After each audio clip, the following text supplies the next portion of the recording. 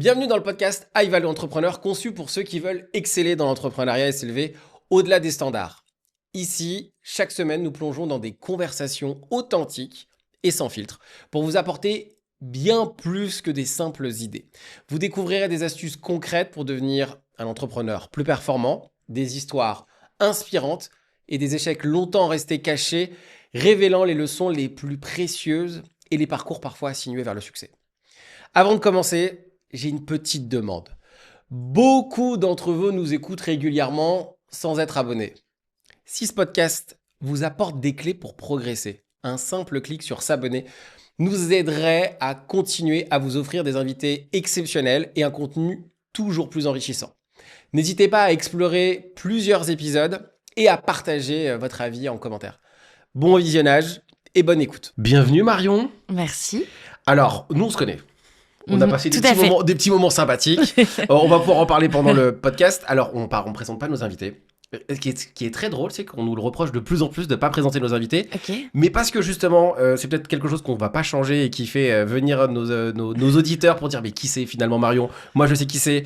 Je ne vais pas te présenter, mais on commence toujours avec une question qui peut être un peu embêtante, qui est « Quelle est l'anomalie de ton parcours que tu aurais aimé éviter et qui se révèle finalement être un super atout dans ton parcours ?» Question pas facile pour commencer. Franchement, c'est quoi je me suis amusé à la faire, on me l'a posée. J'ai eu du mal à répondre. Donc je sais à quel point, mais elle lance un peu l'aventure. Je dirais le manque d'expérience. Le manque aussi d'expérience aussi bien académique que le manque d'expérience tout court. Dans un domaine particulier Le manque académique parce que j'ai pas un parcours d'école de commerce ou autre. Et donc je dirais que ça m'a manqué, que ça a aussi été une force, mais que ça m'a aussi manqué. Donc c'est une double réponse.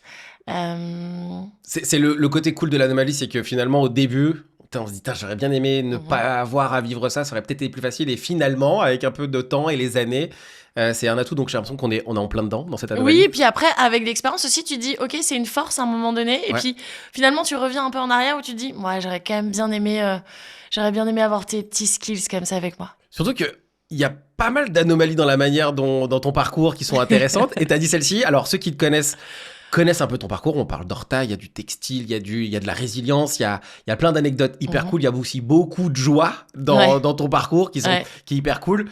La Marion, il y a quelques années en arrière, un peu plus jeune, elle vit où? Et c'est un peu quoi? C'est quoi son rêve? Un peu plus jeune, alors elle est lilloise d'origine. Okay. C'est bizarre de parler de soi en troisième personne. Donc Marion, elle est lilloise d'origine. J'y ai vécu jusqu'à mes 22 ans à peu près, je dirais. Okay. Et ensuite, j'ai voulu partir à l'étranger. Je parlais pas un mot anglais. Et donc, j'ai voulu vraiment apprendre l'anglais tout simplement. Donc, je suis partie à New York. Et ensuite, par hasard, je me suis retrouvée à Londres. Et à Lille, t'as des frères et sœurs? C'est quoi? C'est quoi le contexte un peu familial? Parcours familial avec 2 frères, donc je suis entre 2 mecs, ce que j'ai adoré.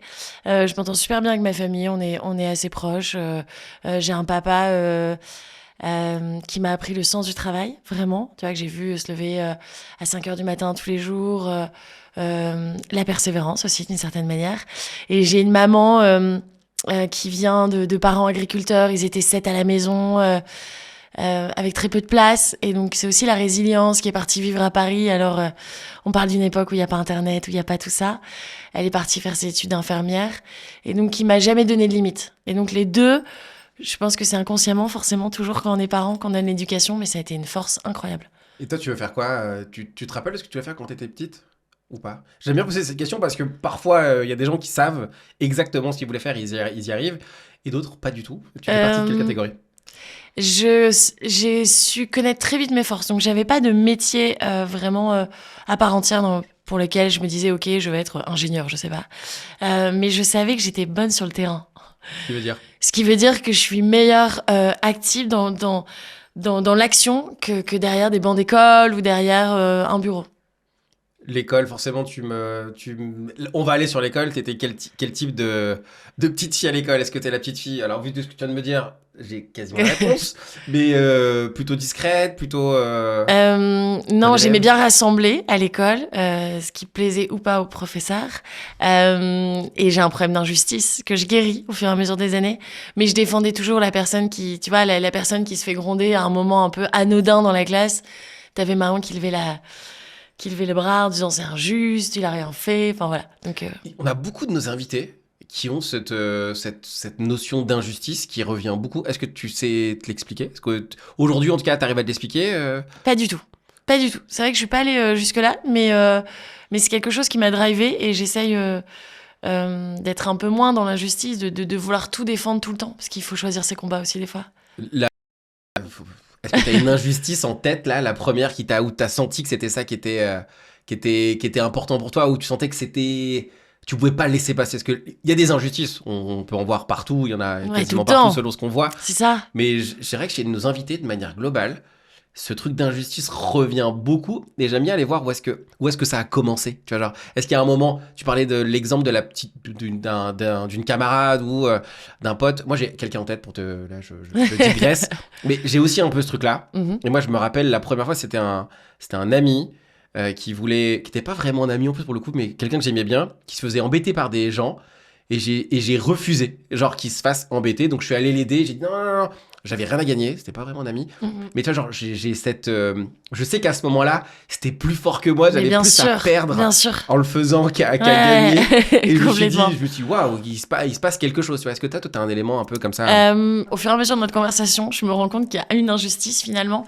C'est que mes parents ont eu l'envie de me mettre dans des très bonnes écoles, primaire, collège, lycée, mais on n'avait pas forcément les mêmes moyens que j'avais pas forcément mes parents, n'avaient pas les mêmes moyens que mes copains. Alors j'ai pas eu de problème d'harcèlement parce que je pense que j'ai un peu d'humour et ça m'aide au quotidien, mais j'avais quand même ce ressenti tout le temps d'être à part, d'être différent, de devoir prouver un peu plus ou juste pourquoi je pouvais pas m'habiller dans les mêmes marques ou pourquoi tout le monde s'habillait pareil. Voilà, c'était ou effectivement le camarade qui correspond pas exactement à l'uniforme que l'on doit avoir dans ce type d'école ou pas, mais et qui effectivement se fait harceler. Dans ce cas-là, j'étais là pour défendre. Ce qui est intéressant dans ton parcours, c'est que aujourd'hui on te connaît pour tout ce qui est textile. Ouais. Il y a quand même quelque chose pour les gens qui vont nous découvrir et qui vont découvrir ce podcast et qui vont dire mais qui est Marion? Est-ce qu'ils vont répondre à cette question finalement? On va y répondre dès maintenant. Il y a Horta qui fait quand même partie aujourd'hui de ton quotidien. Bien sûr. Est-ce que tu arrives à décrire Horta? On va revenir sur ton passé après, mais là pour que les gens puissent les teaser et qu'ils puissent voir où est-ce qu'on va. Horta, c'est quoi aujourd'hui? Et est-ce que tu avais cette idée-là quand tu étais petite déjà ou pas du tout? 2 questions. Alors, Horta, c'est quoi? Horta, c'est une marque de prêt-à-porter féminin on livre dans le monde entier. On a nos boutiques également. Et alors, pour résumer Horta, c'est assez simple parce que c'est un acronyme Horta. Donc, ça veut dire objectif, responsable, tendance, abordable, accessible, je dirais. C'est un peu évolué, ça aussi. Donc, c'est une marque qui produit de manière éthique, avec une transparence la plus totale. En tout cas, on essaye de l'être au maximum sur nos réseaux sociaux, sur notre site internet. Et l'idée, c'est de s'habiller mode, éthique et sans dépenser la moitié de son salaire. Est-ce qu'on serait pas en train de revenir à un truc qui s'appelait... ce qu'on disait juste avant, l'injustice? Parce que j'ai l'impression, c'est finalement... Un peu, je pense qu'en tant qu'entrepreneur, tu dois avoir un peu un leitmotiv. Et c'est venu un peu inconsciemment. Parce que j'ai d'abord découvert le Made in Europe et ensuite j'ai voulu qu'il soit accessible. Mais finalement, c'est des souvenirs d'enfance qui font que tu prends ces décisions. Mais tu t'en rends pas forcément compte sur le fait, je pense. Et Horta est une marque belge? Horta, c'est une marque cool belge, ouais. Cool belge. Cool belge parce que je trouve que les Belges ont ce côté cool en fait, sans se prendre la tête, et on est assez fiers de ça et de ses valeurs. Par contre, on est un e-shop, on ouvre des boutiques un peu partout en Europe, donc on livre dans le monde entier, mais effectivement avec une ADN belge. Franchement, nous, on s'est vu il y a pas très longtemps. À l'occasion de ça, j'ai découvert ta team avec Tabata, mon assistante. Et franchement, alors le cool belge, genre, je savais déjà qu'il y avait un truc avec les Belges. On a quand même beaucoup de gens qui nous écoutent qui sont belges.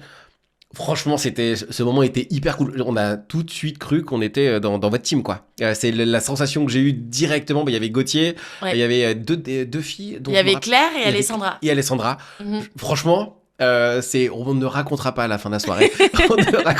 mais c'était vraiment pour le coup, ça ça transpirait ce que t'es en train de dire en tout cas. Oui, il y a le côté. Alors, je pense qu'on est comme ça, moi et mon mari Goth, dans la vie, mais on n'aime pas se prendre la tête et pour l'année, je sais pas si on peut raconter quand même parce que. Vas-y, raconte. C'est lors de la remise de prix du Ball Women Award. Moi, lors de mon parcours, donc ça fait 7 ans que je suis entrepreneuse, on m'a ouvert plein de portes comme ça. Et on m'a envoyé des messages, des signaux. Tu les prends ou tu les prends pas. Et Roger, je suivais Roger depuis quelques temps sur les réseaux. Et en fait, l'équipe Veuve Clicquot, donc moi, j'étais nominée en tant que personne pour le prix Bold Woman Award de la maison Veuve Clicquot. Et l'équipe me dit, au fait, si t'as envie d'inviter 2-3 personnes. Et j'ai envoyé un message à Roger, je pense qu'on s'était... Tu m'avais envoyé un message quelques jours avant. De coucou aux gens qui viennent sur Insta, je leur dis « Ah, cool, bienvenue sur mon Insta. » Exactement. Et je dis, en fait, je trouve ça assez smart ton message. À mon tour d'essayer d'être smart. Écoute, j'ai une invite pour toi et la personne que tu souhaites à venir à la cérémonie d'ouverture, la cérémonie de prix, pardon. Et tu m'as dit, ok, je prends. Et c'était 3 mois après. Et on s'est vraiment retrouvés dans ce lieu, dans ce musée incroyable. Magnifique. Ah, c'était magnifique. Franchement, j'ai adoré. Et ce qui est encore plus drôle, c'est que moi, je voyais ce que tu faisais sur les réseaux en allant stalker, vu qu'on se follow. Et j'y suis allé pour de vrai, genre vraiment. Genre là, entre nous, personne nous écoute. Je suis allé là-bas et je me suis dit, je sais pas ce qui va se passer. Bien sûr. Et moi, j'ai eu un peu un flash où je me dis, mais c'est vrai, j'ai invité Roger. C'est vrai qu'il a dit qu'il venait et qu'il est vraiment là et qu'il est pas tout seul en plus. Donc c'était assez drôle. Il y a eu un moment de flottement où je me suis dit, je fais merde, en fait, là, et le pire dans l'histoire, le spoiler, mais t'as gagné à la fin. J'ai gagné, donc... exactement. Et ce qu'on savait pas, c'est important de le préciser parce que plein de personnes pensent que je le savais, mais pas du tout. Ouais, parce que nous on est arrivés, on voit ta team, on voit tout ce que tu parles de ce côté un peu cool belge, et nous on est invité avec la personne qui est élue Bold Woman Award, et je suis à côté de Gaud, je filme Gaud en train de te filmer. Genre moi je suis comme ça en mode genre waouh, qu'est-ce qui est en train de se passer là? Qui est une super récompense. Alors je sais qu'il y a aussi en France les Bold Women. Tout à fait. Il y a dans 23 pays je pense la cérémonie. Et c'est qui est une récompense de dingue pour le coup. Qui est une des plus belles récompenses, ouais. Enfin selon moi, parce que tu fais partie maintenant, du groupe LVMH, t'as ton pied de vigne à Reims, tu vois. Ouais. Ça rigole pas. Et si on revient un peu en arrière, quand t'étais plus jeune, tu t'imaginais avoir la vie que tu as là maintenant, à l'instant présent, ou c'était pas du tout ce que t'avais en tête? Je me suis jamais projetée en disant j'aimerais être là, j'aimerais être ci. Par contre, quand je me lance dans un projet, je me donne les moyens de mes ambitions. Donc, je me dis que je vais tout faire pour arriver là où j'espère arriver, avec des objectifs qui évoluent aussi tous les 6 mois, tous les ans. Mais il y a 2 ans, par exemple, je m'étais dit que je souhaiterais avoir le prix Bold Woman Award. J'aimerais beaucoup l'avoir, voilà. Et quand t'étais plus jeune, t'as un projet qui t'a montré que t'étais comme ça déterminé, ou c'est juste vraiment c'est ce que t'avais en toi et tu savais que t'étais comme ça? Écoute, j'ai une très mauvaise mémoire. Donc je ne sais pas si c'est dû au fait que je me rappelle pas de grand chose de mon enfance, pas énormément. Je sais qu'on est plusieurs à avoir ça, de pas se rappeler énormément de notre enfance. Il y a 2 teams. Moi, je suis la team de je me rappelle de absolument tout. Genre de tout. De mon entrée au CP jusqu'à, je peux te dire, toutes mes entrées de chaque classe, de chaque truc, où est-ce que j'étais assis, dans quelle Incroyable. classe, le stylo, ma trousse. Je me rappelle de tout. Ouais, bizarrement. C'est fou. Ouais. Et je t'envie un peu. Moi, j'ai pas beaucoup de souvenirs. Mais j'ai mes amis. J'ai vraiment ma bande d'amis, ma tribu comme ça qui m'accompagne depuis tout le temps, qui me dit mais si, t'as toujours parlé de mode. C'est vrai? Je m'en souviens pas. J'ai pas. Et même mes colocs à Londres, je suis toujours très proche de tous mes colocs de Londres, et ils me disaient si t'as toujours dit je lancerai ma marque de vêtements. Moi, j'en ai aucun souvenir, mais. Et est-ce qu'on moi j'ai une petite fille, là si on prend le cliché de la petite fille, elle passe son temps à se déguiser, elle a 7 ans, elle se maquille quasiment comme une adulte, vraiment on laisse le maquillage, elle se maquille, genre je suis comme ça, je me dis attends non mais c'est pas possible de savoir se maquiller aussi bien, alors que ma femme est pas non plus, genre c'est pas son gros kiff absolument d'être comme ça, tu vois, dans apprêter, maquillage et tout, simple. Elle adore, elle se maquille, elle se fait des trucs, elle défile dans la maison, tu vois. Elle a ce côté mode déjà. Je pense que c'est en elle. Je pense qu'on a ça. Moi j'avais pas ça parce que je suis avec 2 mecs, donc tu te déguises moins, on va dire. C'est pas le passionné de mode au point de vouloir en faire directement quelque chose. Non, j'étais passionnée de danse, donc je faisais de la danse à haut niveau. Je pense que le côté sport à haut niveau t'aide aussi au niveau performance, etc. Et peu importe la discipline que tu fais. Mais non, j'avais pas de... T'as fait quoi comme sport? Danse classique. Pendant longtemps? Pendant longtemps, pendant 12 ans. Pendant longtemps, et j'ai été à l'étranger, en fait, j'ai été embauchée dans les hôtels à l'étranger. C'est une partie de ma vie qu'on connaît pas du tout, mais trop bien. donc j'allais dans les hôtels à l'étranger. Là, c'était en tout cas cette saison-là en Tunisie. et je formais les équipes sur place. J'étais la sorte de chorégraphe, donc je faisais Tu sais, j'ai fait la même chose. C'est pas vrai. Si, j'étais chorégraphe dans les clubs de vacances. Et donc tu fais genre par exemple les Notre-Dame de Paris, tu vois le... Tu fais toute la séquence, les Exactement. régisseurs, le costume. La scéno, etc., etc. Et ça c'est une bonne expérience qui t'apprend beaucoup, je trouve. Et qu'est-ce que t'as appris là-bas? Parce qu'en fait, la danse, moi, c'est un truc, j'en parle maintenant, ça se sait. Avant, c'est pas que j'ai fait du breakdance pendant des années, pareil. Okay. Donc, c'était quand même, ça a été hyper central et ça changeait quand même beaucoup de choses dans ma vie, moi, en termes de perception de moi, de reconnaissance. Ça a été hyper important dans énormément d'aspects. Est-ce que toi, il y a aussi, parce que 12 ans de danse, plus classique, c'est quand même c'est la rigueur. Il y a quand même, il y a un cadre à respecter. Complètement. Qu'il n'y avait pas, par exemple, dans le breakdance, même s'il y en a aussi. Qu'est-ce que tu as appris de ces années en danse? Je dirais de chaque jour faire mieux, chaque jour aussi te mettre une certaine, comment dire, un certain rythme aussi de vie. Encore une fois, te donner les moyens de tes ambitions. Je trouve que ça résume bien parce que tu dois pas... tu dois assumer. Moi j'adore la vie, j'adore être avec du monde. Plus je suis entourée, mieux je me sens. Je pense que tu l'as senti lors de notre soirée de Veuve Clicquot. J'ai besoin de ça, et donc j'avais besoin de ça. Et en même temps, j'étais à 7h30 en entraînement. Donc là, je sais pas comment résumer ça, pardon. Je sais pas quel mot utiliser. Mais...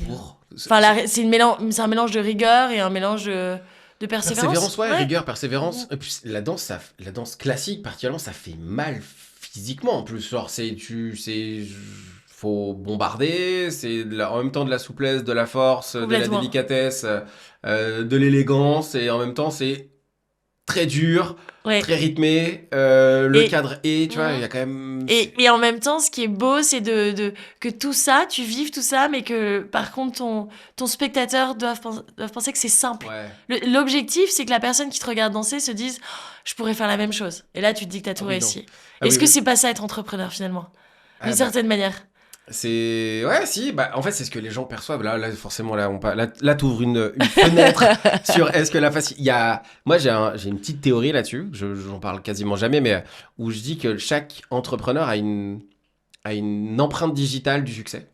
Et en fait, cette empreinte digitale, quand on la regarde, on a tous la même. Quand on regarde nos empreintes digitales, on se dit, putain, mais en fait, on a tous une empreinte digitale, c'est bizarre. Mais qu'en fait, dans les détails... Le succès se voit dans les détails et dans l'empreinte digitale de chaque personne, et que la facilité, c'est de se croire qu'il y a un truc qui s'appelle persévérance, résilience, pas lâcher l'affaire, croire en son idée, vision et tout. Mais ça, c'est l'empreinte digitale que tout le monde voit, et dans les détails, on s'aperçoit qu'il y a des éléments qui sont qui ont été clés, et qui finalement, le hasard, la chance, le timing, la bonne personne, le bon contexte géopolitique, le bon truc, qui font que dans les détails, on s'aperçoit que ça joue beaucoup. C'est beaucoup plus spécifique ce qu'il en était. Complètement. Ce qui revient un peu à l'anomalie. C'est pour ça qu'on commence généralement avec ce truc-là, parce qu'en fait, il y a des choses qui reviennent spécifiquement, mais il y a aussi énormément de choses spécifiques qui font que ton parcours est complètement d'un succès d'un autre. Et en apparence, il paraît facile. Donc les gens, ils imaginent que c'est facile, alors qu'en fait, les détails qui font qu'on réussit sont beaucoup plus importants. Et nous, on les normalise. Parce qu'on se dit, tout à fait. Tout le monde a vécu un truc un peu compliqué. Tout le monde a vécu... en fait, mais imaginons ça dans ton parcours, ça n'existait pas. Est-ce que tu aurais fait le détour que tu aurais dû faire et aller là où tu veux? Et cette apparente facilité, je pense qu'elle, malheureusement, j'en fais partie aussi, et aussi on a tendance à un peu trop normaliser avec des résiliences, avec des persévérances. Et en fait, on va en parler. Et c'est pour ça que ton podcast existe. Exactement. En fait, pour de vrai, c'est quasiment ça. C'est pour ça qu'on commence par l'anomalie, que je voulais que les gens se rendent compte que ce qu'ils sont en train de vivre, qui est peut-être très compliqué là, maintenant, tout de suite, c'est ce qui fait quasiment peut-être la réussite de tous les gens qui réussissent. Et pas le truc de ne pas avoir lâché, de pas avoir d'avoir une vision claire, d'avoir non, genre ça peut aussi bien être facile et on peut très bien réussir, et ça peut aussi bien être compliqué et aussi réussir, tu vois, genre c'est un peu la vocation du podcast. Mais c'est vrai que je l'avais jamais dit. Ouais, vas-y. En fait, le podcast est en train de s'inverser. Donc ça, en tout cas, voilà, c'est aussi l'intention de ça. Si on revient à Marion après la danse, qu'est-ce qui se passe pour toi? Marion, après la danse, donc un parcours, un problème de santé qui fait que je dois m'arrêter, en accident sur place, un grave accident, un accident sur place au niveau de mon bassin. J'ai refusé le rapatriement parce que je suis très têtue, que je voulais être comme tout le monde et que je voulais voilà et donc ce qui a fait que je ne pouvais plus continuer en parcours pro de danse. Mes parents me disent voilà. M'ont toujours dit, ok, la danse, mais qu'est-ce que tu feras quand la danse sera finie? Ils sont très pragmatiques. Et je pense que ça m'a un peu aidée, où j'ai toujours dit la communication. Je sais pas pourquoi, parce que c'était... La communication, Je ferai de la communication. La communication, okay. ça plaisait à mes parents. Ils étaient dit, ok, ils ont un plan B dans leur tête. Je pense que ça les rassurait. Et c'était pas la même communication aujourd'hui. On était en communication des entreprises, tu vois. C'était vraiment ça. Et puis en plus à l'époque c'est le truc qui paraît un peu funky, mais qui finalement n'est pas vraiment. Du tout non, funky. pas du tout. Mais et voilà, donc je trouve ma voie comme ça. J'ai aussi, je pense que ça a été une chance. Ils me mettent en parcours technologique à partir de la première. Et ça a été une chance incroyable. Parce qu'en fait, je pense que, j'essaye toujours de regarder comment mes parents ont fait en tant que moi, parent maintenant, d'analyser comment ils ont fait, parce qu'en fait, on se dit, dans les grandes lignes, c'est génial, mais sur le terrain, c'est pas si évident que ça. Et nous, la technologie à l'époque, le bac technologique, c'était pas non plus, c'était le bac général, quoi. C'était ça, il fallait faire bac général, personne faisait bac technologique, ou alors t'avais loupé, quoi. Ou alors t'avais loupé. Ça allait être compliqué, tu vois, et les parents le vivaient mal en dîner entre copains, et moi, pas du tout. Moi, mes parents, en tout cas maman, parce que c'est plus maman qui s'en occupait, voyaient ça comme une force. Et donc, en fait, même quand elle l'expliquait autour de moi, elle disait oh, « C'est incroyable, Marion, elle a un parcours, elle rentrait dans une super école, où vraiment, il y a des cours de droit, d'économie. » Et en même temps, c'est tellement vrai ce qu'elle dit, mais ça semblait pas si évident à l'époque. Et elle disait « Voilà, ça va la lancer sur le marché du travail. » Et en fait, on a eu même les cours, on va dire, de mathématiques, etc., où j'étais peut-être un peu moins assidue et c'était moins mon fort. En fait, on était en petit comité. Et donc, j'ai repris confiance en moi. Et ce qui fait qu'à la fin de ces 2 ans, en fait, j'ai repris un parcours dit classique, même si j'aime pas ce mot, d'une fac, de l'Institut catholique de Lille, tu vois. Et donc, j'ai repris confiance pour reprendre le côté universitaire. Et ça a été une force de vivre ces deux années. Tu parles de confiance. J'ai envie de te poser la question de est-ce que t'as toujours... En fait, là, en apparence...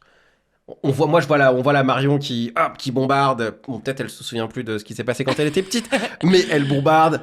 Elle sait à peu près ce qu'elle veut. En tout cas, elle a des idées. En fait, elle a envie d'avancer. Est-ce que ça, tu dirais que c'est de la confiance que tu l'as toujours eu ou... Non, j'ai vraiment pas confiance de manière générale parce que je me trouve toujours moins brillante que les autres, je trouve pas que j'ai un physique sur les réseaux sociaux qui fait que tu te dis waouh, ok, on va la prendre en maillot de bain tu vois, sur la plage ou des... Je te partage un truc très perso. Quand je t'ai vu sur les réseaux, je te trouvais très jolie. Mais tu diras, ta bataille est là. Mais quand je t'ai vue en vrai, je t'ai dit, mais t'es encore plus belle en vrai. Non, c'est pas mon fort, le physique. C'est tout, chacun son truc, tu vois. On est d'accord, je pense que ta bataille, on est d'accord. Je t'ai vu sur les réseaux, je te trouvais très jolie. Je me suis dit, ouais, elle est belle. Et quand je t'ai vue en vrai, et je me suis encore dit ça tout à l'heure, je me dis, mais genre trop belle. Genre vraiment, alors, petit partage perso, c'est gratos. Je suis marié, ce n'est pas de la reprise de confiance. Non, mais en plus, c'est vrai. Genre, moi, je me suis dit ça, je me dis, waouh, genre magnifique. T'as un petit air avec qui? Genre, on l'a déjà dit, je pense. Virginie. Et exactement. Ouais. T'as un petit alors côté... que je vois pas du tout de quoi on parle, mais il y en a beaucoup qui me le disent. Ouais, bah t'as un petit air. Genre, t'as un petit air. Bon, bref, en tout cas, moi, c'est ce que je me suis dit. En tout cas, tout de suite, je me dis, je veux waouh, trop belle. Voilà, Gauthier, ne m'en veux pas. Et je suis mariée, ma chérie. Merci, Roger. Mais donc voilà, je savais que j'ai pas du tout confiance en moi, mais je connais mes forces. Donc je sais que je peux être hyper efficace. Voilà, pour répondre à ta question, j'ai pas du tout confiance en moi. Par contre, je connais mes forces et donc je sais, j'analyse, j'ai une bonne analyse de la société. Enfin, en tout cas, j'essaie de l'avoir au maximum. Et donc, je me fonds comme ça et j'essaie de faire ma place comme ça. En fait, si j'essaye de comprendre, c'est que vu que tu sais où sont tes forces, tu te positionnes là où tu sais que ça va être intéressant d'aller parce que tu as aussi envie d'y aller et que tu as les capacités ou l'adaptabilité nécessaire pour pouvoir aller là-dedans. En fait. Complètement. Okay. Mais par exemple, l'entrepreneuriat, je l'ai choisi pas parce que j'avais les skills, mais parce que j'avais l'énergie. Ouais. J'ai énormément d'énergie. J'ai besoin de peu de sommeil. Je suis toujours en forme. Et donc, c'est notamment mon associé et mon mec Gauthier qui a vu ça, qui a dit en fait c'est ta plus grande force, c'est ton énergie. Je suis infatigable et donc c'est une chance, mais je me suis pas dit j'ai des super goûts en mode, j'ai pas tu vois, j'avais pas de réseau, je viens pas d'un milieu comme je te disais avec des parents qui ont les moyens, je partais pas avec tout ça, mais je connaissais mes forces et j'allais en abuser. Je sais plus qui dit ça, l'envie d'avoir envie, quoi. Genre, Exactement. Exactement. Est-ce qu'on va dans le. J'ouvre la carte un peu cliché, mais est-ce que tu dirais que t'étais une enfant hyperactive et tout ça, ou pas du tout? C'est pas le trait de caractère qui te. Si, j'étais hyper active et têtue. Ok. Hyper active, têtue. Euh, oui, je dirais ça. Après, j'ai pas des parents, on est tous un peu hyperactifs, je pense, Ouais. dans ma famille. On finit jamais Oui, c'est une le phrase. tempérament. C'est le tempérament Ok. de la familia, quoi. Ça parle fort, ça défend ses idées. Malgré que je sois très différente de mes frères, mais ça n'a jamais été vu comme un problème. Ok. Tes frères, ils ont quel tempérament? Ils sont plus calmes, plus posés? Ils sont plus calmes, plus Ouais. posés. Mon frère, donc j'ai un grand frère et un petit frère. Mon grand frère, c'est l'aîné. Tu vois, c'est celui C'est le qui, grand, quoi. c'est le grand, c'est celui qui a repris l'entreprise familiale, qui est resté près des parents, et en même temps qui est toujours de bonne humeur, qui rassemble, euh, qui a fait les faiblesses de mes parents une force. C'est quelque chose que j'admire beaucoup chez lui. Parce qu'on a un papa qui a été très peu présent. Comment je le vois avec ses enfants, je le trouve incroyable. Quand à 17h, il m'appelle, il me dit bah, je suis au judo avec les enfants. Et tu sais, moi, je suis là. Waouh, Waouh. waouh, waouh. Je t'admire. Euh, Et je trouve que c'est une force en tant qu'être humain mhm. de partir de ses blessures et de retourner les choses. Et j'ai un petit frère très académique. Donc, parcours avocat, tout le contraire de nous deux, enfin de mon grand frère Anthony et moi. Et. Et donc on est très différents, mais on s'apprécie et on se respecte beaucoup pour nos différences. Très complémentaires, j'ai l'impression. Très différents. Ouais. Je suis très complémentaire avec mon grand frère et très différent avec mon petit frère. Là, tes parents, ils écoutent le podcast? Ils écoutent tout ce que tu fais ou pas? Parce qu'en fait, Euh, aujourd'hui, t'es quand même relativement présente sur les réseaux. Horta aussi est hyper bien. On va en parler au fur et à mesure du déroulement du podcast, mais en termes de communication, tu voulais dans la communication, bonne nouvelle, tu y es. Tu es dans la communication avec Horta de Carré. On y est, et ça c'est check sur la liste. Tes parents ils regardent ce que tu fais, ils ont un œil sur ce que tu.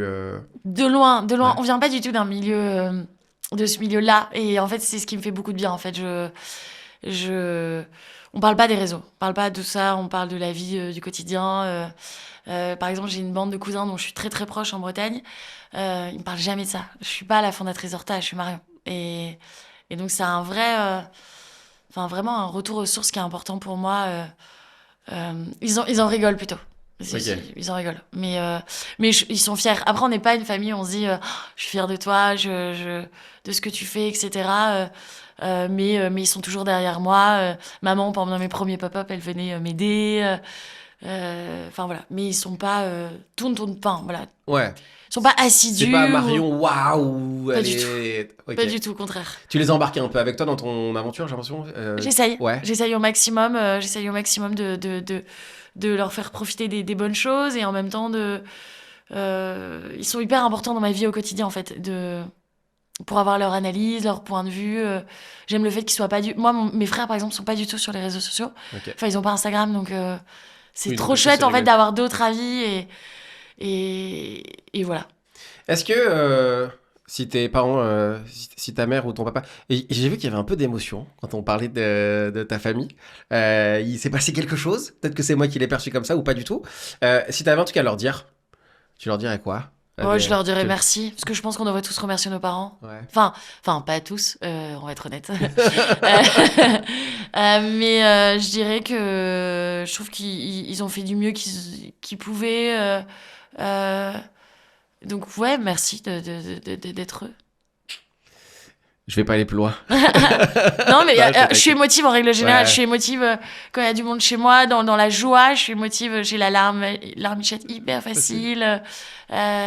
Donc de parler des gens que j'aime, forcément, ça joue. Mais je les remercierais en fait, de m'avoir montré aussi bien le côté... Enfin, de m'avoir emmené, tu vois, tous les ans en Bretagne, en camping, alors que mes copains partaient au Club Med et en fait, d'en faire une force.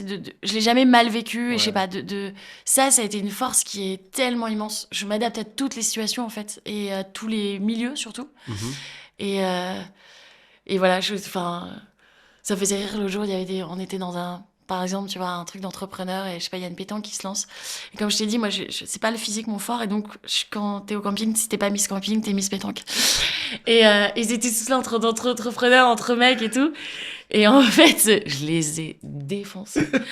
Et Donc on a ça, Miss Pétanque devant. J'ai Miss Miss Pétanque Pétanque, devant moi. T'es en train forcément, de me tu le dire. racontes pas, ou tu le racontes à deux, trois, juste pour te marrer, parce que ça les fait marrer. Et c'est vrai, en fait. Et j'ai aucune honte, vraiment. Et je me disais vraiment, mais c'est tellement une chance voilà, d'avoir ces deux côtés-là, en fait. On le voit souvent comme une problématique, surtout de nos jours avec les réseaux, avec les sacs Hermès. On a l'impression que tout le monde a un sac Hermès, enfin, toutes choses comme ça. Et, euh, et voilà, en fait, d'avoir le rapport à la terre, le rapport aux valeurs, d'avoir mes frères qui sont pas sur les réseaux, en fait, j'ai totalement une autre vie, en fait, par rapport à ça. Et donc, c'est une chance énorme. Euh, À quel moment, alors tu parlais de ton parcours, tu es allé aux États-Unis, à quel moment tu commences à te dire c'est intéressant d'aller choper des skills qui vont peut-être m'aider à faire ce que je suis en train de faire? Est-ce que ça arrive ce moment-là en tout cas? Je me disais vraiment que j'étais mauvaise en anglais, donc il fallait absolument résoudre ça. Moi, comme je disais, j'ai pas des parents académiques non plus, et donc les masters qu'en tout cas je souhaitais, je me disais mais ils parlent anglais, donc je me suis pas vraiment fait aiguiller. Ok. Il y avait Euh, vraiment la notion de vouloir parler anglais parce que ça, tu savais que c'était indispensable. Indispensable Ok. pour rentrer dans certains masters, etc. Et, euh, et donc voilà, en fait, il fallait que je trouve un master. Je voulais choisir bien ce master, donc je me rendais compte, je sais pas pourquoi, dans mon inconscient, il était à Paris. À Paris, j'avais pas forcément les moyens d'aller à Paris. Donc il fallait que je trouve des solutions. Et donc je me suis dit, ok, d'abord on va aller parler anglais. Comment on part? Je rêvais des États-Unis. Moi, j'étais jamais sortie de l'Europe. Je rêvais de ça, de New York. Et donc j'ai vraiment, je me suis rendu, ok, trouve une solution pour partir le plus vite possible et que ce soit le moins heureux possible. Fille au père. Ouais. Parce qu'il te paye tout. Le billet. C'est du taf quand même, hein? Fille au père après sur place? Oui, Ça oui, dépend de non, la mais famille. bien Genre, sûr, c'est du c'est. taf, c'est du taf. Mais par contre, Ouais, ma le problématique cadre. de faut partir rapidement, j'ai peu d'argent de côté, bah, Ouais. on y est. Et c'est passé comment? Mal. Qu'est-ce qu'elle veut dire? Vas-y, raconte-nous. Mal, je pense que mon anglais n'était pas assez bon, on s'est pas compris. J'ai dû sortir du territoire. J'ai jamais raconté cette histoire, mais Attends, en attends, un attends, mois et attends, demi, attends. non, c'est lunaire. Dis, bah, alors, des détails. T'arrives là-bas et qu'est-ce qui se passe? J'arrive là-bas. Alors, en fait, il y a ce qui se passe dans ma tête et je pense qu'il y a ce qui se passe dans leur tête. C'est-à-dire qu'on a deux scénos différentes. Ouais. Et au début, ça se passe bien, etc. Et je pense qu'il y a une incompréhension. Et donc, ils demandent que je quitte la famille. Genre, ce serait mieux de partir, Ça par serait exemple. mieux de partir. À la conseillère qui arrive, tu vois, tu la vois arriver par la porte d'entrée. Moi, je la salue. Je me dis, oh, bah, elle vient faire un point. Et en fait, tu sens qu'on t'évite. Tu te dis, ok, ça sent pas bon. Et donc, je sais toujours pas ce qui s'est passé 13 ans après. Je sais que 5 jours avant, on m'a augmenté. Donc, tu vois, c'est Ah lunaire. oui, c'est dingue. Et là, pareil, en fait. Donc, l'association me dit, ok, tu vas sortir de la famille. Et quand tu es sorti d'une famille, c'est très dur de retrouver une autre famille. Ok. Et donc, on a 10 jours pour te faire rentrer. Et moi, je me dis, non, c'est pas possible. Enfin, je suis restée 15 jours au States, 3 semaines. 3 semaines, hein, je vais partir 1 an et demi. 3 semaines, j'ai fait des soirées de départ, mais pendant 3 mois. Enfin, plus de Ouais. temps que je suis restée dans le pays. Il faut me trouver une solution. Il faut que je trouve une Et solution. c'est quoi la solution à ce moment-là? Et ben la solution, je l'ai trouvée pendant de nombreuses nuits blanches. En fait, l'association me payait mon billet retour. Et donc, me faisait rentrer à Paris. Et par hasard, j'ai parlé à plein de potes sur Facebook. C'était les débuts de Facebook. Et sur Messenger. Et j'ai un pote qui me dit, ah, je suis à Londres, je suis encore là pour 3 semaines. J'ai dit, parfait. Et j'ai dit à l'association que mes parents étaient à Londres pour le week-end. Tu vois, Ok, les plans B, ouais, les plans C, ouais, les plans D. C'était le début de l'entrepreneuriat. Et je me suis retrouvée à Londres. Et là, j'avais 15 jours pour me refaire. 3 semaines. Enfin, 15 jours et demi. Et pareil, fille au père, ou là tu prends un taf de. Ah non, là, on arrête les enfants. Voilà, On arrête les enfants, on arrête la famille, on arrête tout ça. Je me dis, ok, donc je vis chez mon pote. Gentiment, il m'héberge. Et là, je passe entretien sur entretien.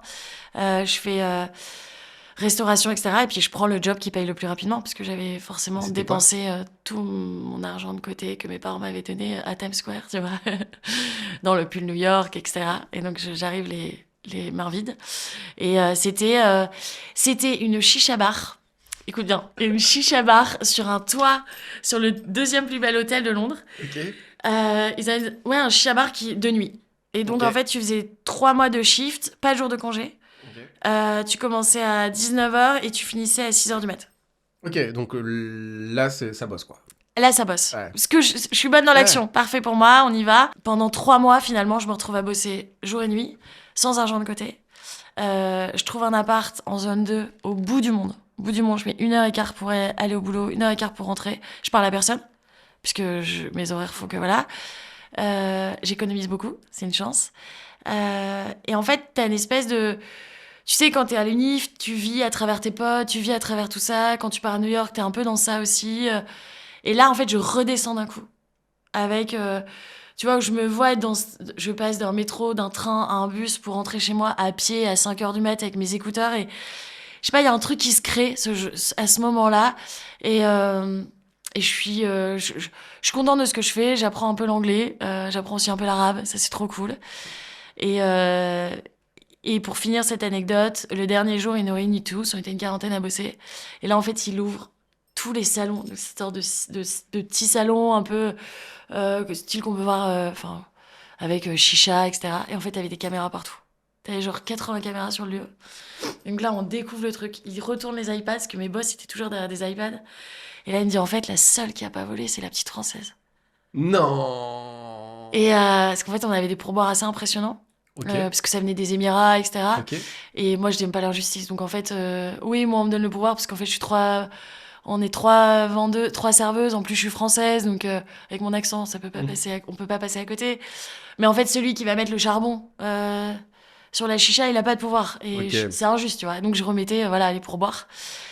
Et en fait, il me propose, mon boss en fait, je découvre. Parce qu'en fait, c'est vrai que mon anglais était très très mauvais, donc il se moquait de moi comme ça. Je découvre déjà qu'il parle français. Donc là, devant des 40 personnes, il se met à parler français. Donc là, je me dis, le mec parle français, il se fout de moi. Et en fait, il m'explique qu'il va me donner un contrat et que j'ai rendez-vous demain matin avec lui et que oui, l'attente s'arrête, mais il y a une suite pour moi. Et genre, il dit à tout le monde, prenez exemple, et voilà. Et il a pas viré les autres pour autant. Genre, il a juste dit soyez plus Il honnête, les a quoi. pris pour les années après. Il m'a dit, marrant, l'être humain, c'est ça, en fait. Ouais. Par contre, ceux qui sont différents, voilà, on les récompense autrement. Et donc voilà, donc il m'a proposé un job dans un de ses restos à Londres en mode 10h-18h. J'ai vécu ma meilleure vie du lundi au vendredi, 9 mois incroyables, au même salaire. Avec 2 jours de congé. Et tu faisais la même, quasiment la même chose, sauf que c'était Ouais, 2 mais jours, quoi.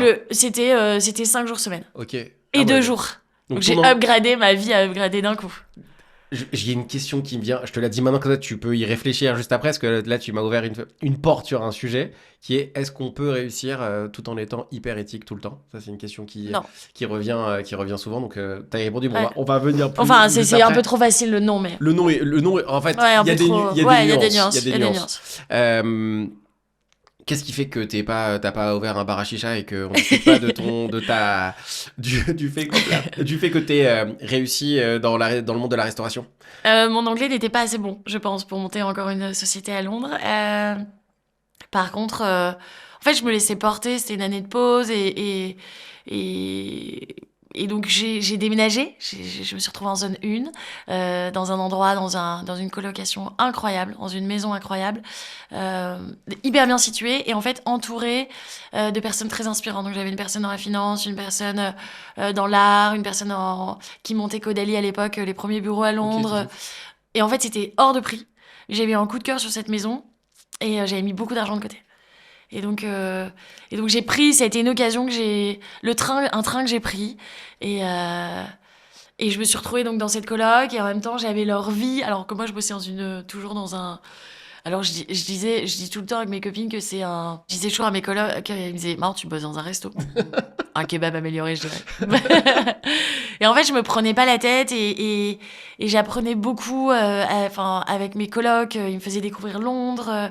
J'avais une coloc, Narges, qui travaille chez JP Morgan, qui m'a fait découvrir tout ce qui était musique à Londres. Donc, m'emmener tous les mois dans un concert, que ce soit un concert de rue, un concert, un opéra, jam session, complètement. Donc, j'avais vraiment cette ouverture d'esprit. J'avais aussi bien Mams, c'est son surnom, Nesrine, pardon, qui était dans le développement de Caudalie. Donc, ça aussi, tu vois, inconsciemment, dingue. ouais, dingue. une pote qui travaille dans une galerie d'art et un de mes potes que j'ai fait rentrer dans un coloc qui travaille chez Paul. Donc un peu moins, mais qui avait le côté humour. Et nous, on rassemblait tous ces gens-là, en fait. On adorait organiser, parce qu'on finissait à 18h30 et on n'avait pas une charge mentale incroyable, organiser des apéros mexicains d'un coup, tu vois, et inviter les gens qui passaient dans la rue. Enfin voilà, donc ça m'a, je sais pas, il y a une ouverture d'esprit de ma part qui était assez impressionnante. Si on revient sur... alors moi, il y a deux sujets. Il y a l'entourage, c'est quand même non négligeable. Est-ce que pour réussir, il faut constamment être éthique? Parce qu'il y a quand même un truc. Dans l'entrepreneuriat ou de manière globale, une sorte de petite légende urbaine qui a de... Alors, légende urbaine ou pas, qui est vraie ou pas, on sait pas, mais que quoi qu'il arrive, un peu le karma te reviendra. Il y a aussi beaucoup de gens qui font beaucoup de choses un peu pas géniales. Ou qui pour autant réussissent. Donc, est-ce que... Parce que là c'est un bel exemple de finalement, cet élément-là, ça, plus ça, plus ça, fait que finalement, tu rentres dans la coloc et quand tu tires la bobine, finalement, c'est plutôt pas mal d'avoir été hyper honnête et d'avoir ce sentiment d'injustice à pas vouloir déroger de ça. Mais parfois, est-ce qu'il faut toujours faire ça pour réussir? Alors, je dirais que dans la vie, t'as la vie perso et t'as la vie pro. La personne que je suis devant toi, tu m'aurais posé la même question il y a 1 an. Ouais. Je t'aurais dit, il faut être éthique. Il faut, dans tout ce que tu fais. Je le pense, mais je pense qu'il y a ses limites. Un peu comme tout, en fait, un peu comme tous les sujets. Je dirais que dans la vie perso, faut être le maximum éthique. Ou en tout cas, en fait, c'est pas une question d'éthique, parce que ton éthique sera pas la même que la mienne. Bien sûr. Mais moi, je peux me regarder dans un miroir tous les jours. J'ai pris des grosses décisions, par exemple, ces 3 dernières années dans ma vie privée, où en fait, je suis OK avec ça. Et du moment que je suis OK avec ça, c'est le principal, en fait. Et pour ma meilleure amie, elle va me dire, bah non, Marion, c'est pas... Mais c'est pas juste selon son rapport de la justice à elle. Okay. Exactement. Mais moi, c'est ce qui me convient pour avancer. Donc, mais être le maximum, pas voler. Enfin, ce qu'on apprend aux enfants, c'est primordial. On est bien d'accord. Je crois vachement au karma. Je crois encore plus à la visualisation, mais c'est un autre sujet. Mais voilà, je pense. On peut y aller. J'y crois. On peut carrément y aller. C'est vraiment. Autant j'ai été élevée dans la religion catholique, autant moi, ma religion, c'est la visualisation. J'y crois à fond. Mais par contre, sur le côté pro, je dirais que l'éthique et le côté, très fidèle, parce que moi, je suis très fidèle en business, ça a ses limites, vraiment ses limites. Moi, j'ai une anecdote que j'ai avec beaucoup de gens. Il y a beaucoup de gens avec qui on sait que je travaille. Il y a énormément de gens dont on ne sait pas avec qui je travaille, des hauts niveaux. Le fait d'être éthique est une problématique parce qu'être éthique, ça veut dire savoir ce que tu es potentiellement capable de faire et de ne pas faire. Et en fait, ça devient problématique. Parce qu'en fait, on sait que si tu es quelqu'un de droit, il y a une ligne que tu ne franchiras pas et que tu ne la franchiras jamais. Et à un certain niveau, on parle de niveau vraiment hors sol. Mais en fait, être éthique, c'est ton point faible. Et c'est ça qui est hyper étrange. C'est hyper bizarre à vivre. C'est vrai. Parce qu'en fait, les gens en face de toi, il dit de toute façon, il ne franchira pas la ligne. Elle ne la franchira pas, c'est pas son délire. Donc, en fait, si elle ne la franchit pas et que nous, on la franchit, qu'est-ce qu'on bat? On gagne le contrat. Et c'est souvent une opportunité aussi. Et tu vois, la personne à ta droite qui a moins d'éthique la prendra. Après, c'est la question, tu dois te mettre comme limite, je trouve. C'est où est-ce que tu veux aller et quels sont mes objectifs? Aussi bien pro que perso. Si mon objectif, c'est d'aller chercher, je sais pas, le 50 millions, tu vois, en fait, pour y arriver...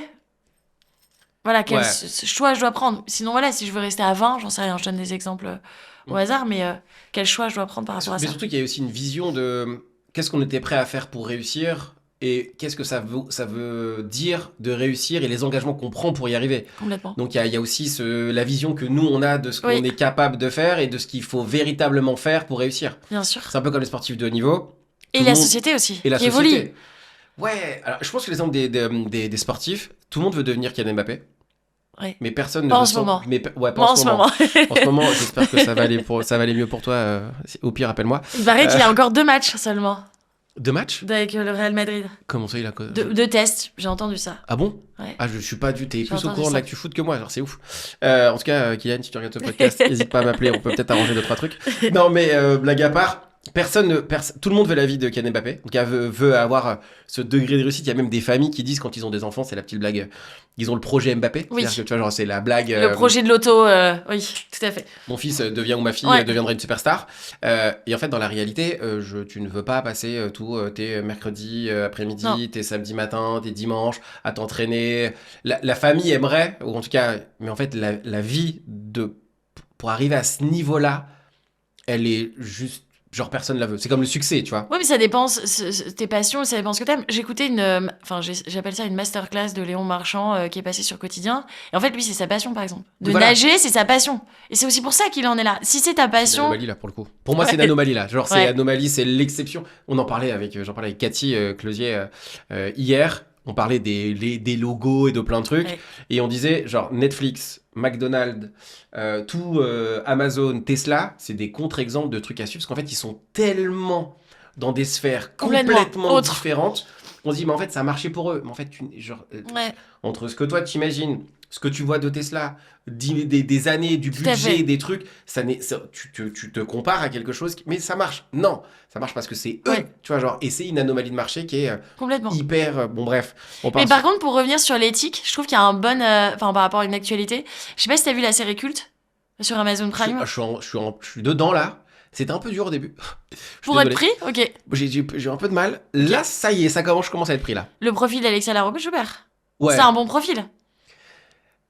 Alors, c'est un bon profil. Qui suit pas l'éthique. Il est romancé, c'est ça qui m'a aidé. Je crois qu'il est romancé. Il est un chouïa romancé, forcément, c'est elle qui le produit. Ah oui, je savais pas. Ok. Ouais. Okay. Elle est co-réalisatrice sur ce projet. Et voilà, après, c'est un peu Audi haut et fort. Elle prend les opportunités, elle s'en fout. Elle la tente. Il y a ce côté. Non, mais c'est hyper intéressant ce truc de. En fait, ça dépend ce que toi tu veux. Ouais. C'est toujours une question selon toi. Pour moi, c'est comme ça que tu t'avances. Après. Donc, c'est-à-dire que les gens peuvent être bloqués dans le fait de réussir par leur perception de comment il faut faire pour réussir. Sûrement. Peut-être. Finalement. Peut-être, finalement. C'est peut-être. Si on résume un peu ça comme ça, oui, finalement. C'est bien résumé. Si on avance sur les sujets, on va commencer à se rapprocher de ce qui se passe avec Horta et de ta vie après le kebab chicha à Londres. Le kebab amélioré. Il se passe quoi après Londres Tout va très vite. Encore une fois, une belle histoire. Parce qu'en fait, une de mes colocs, donc la fameuse personne qui travaillait chez Paul, je l'ai fait... c'est vraiment un match avec une de mes colocs, celle qui travaille en art. Et donc, il commence à avoir une histoire d'amour plus. Et au bout de quelques mois, ses parents vivaient à l'époque au Portugal. Et donc, elle me dit, je vais aller présenter mon mec ce week-end. On a un week-end de 3 jours. Je vais aller présenter. Tiens, tu veux pas venir avec nous? T'es quand même sympathique en dîner. Tu vois, tu vas faire un peu d'humour. Ça va être moins solennel.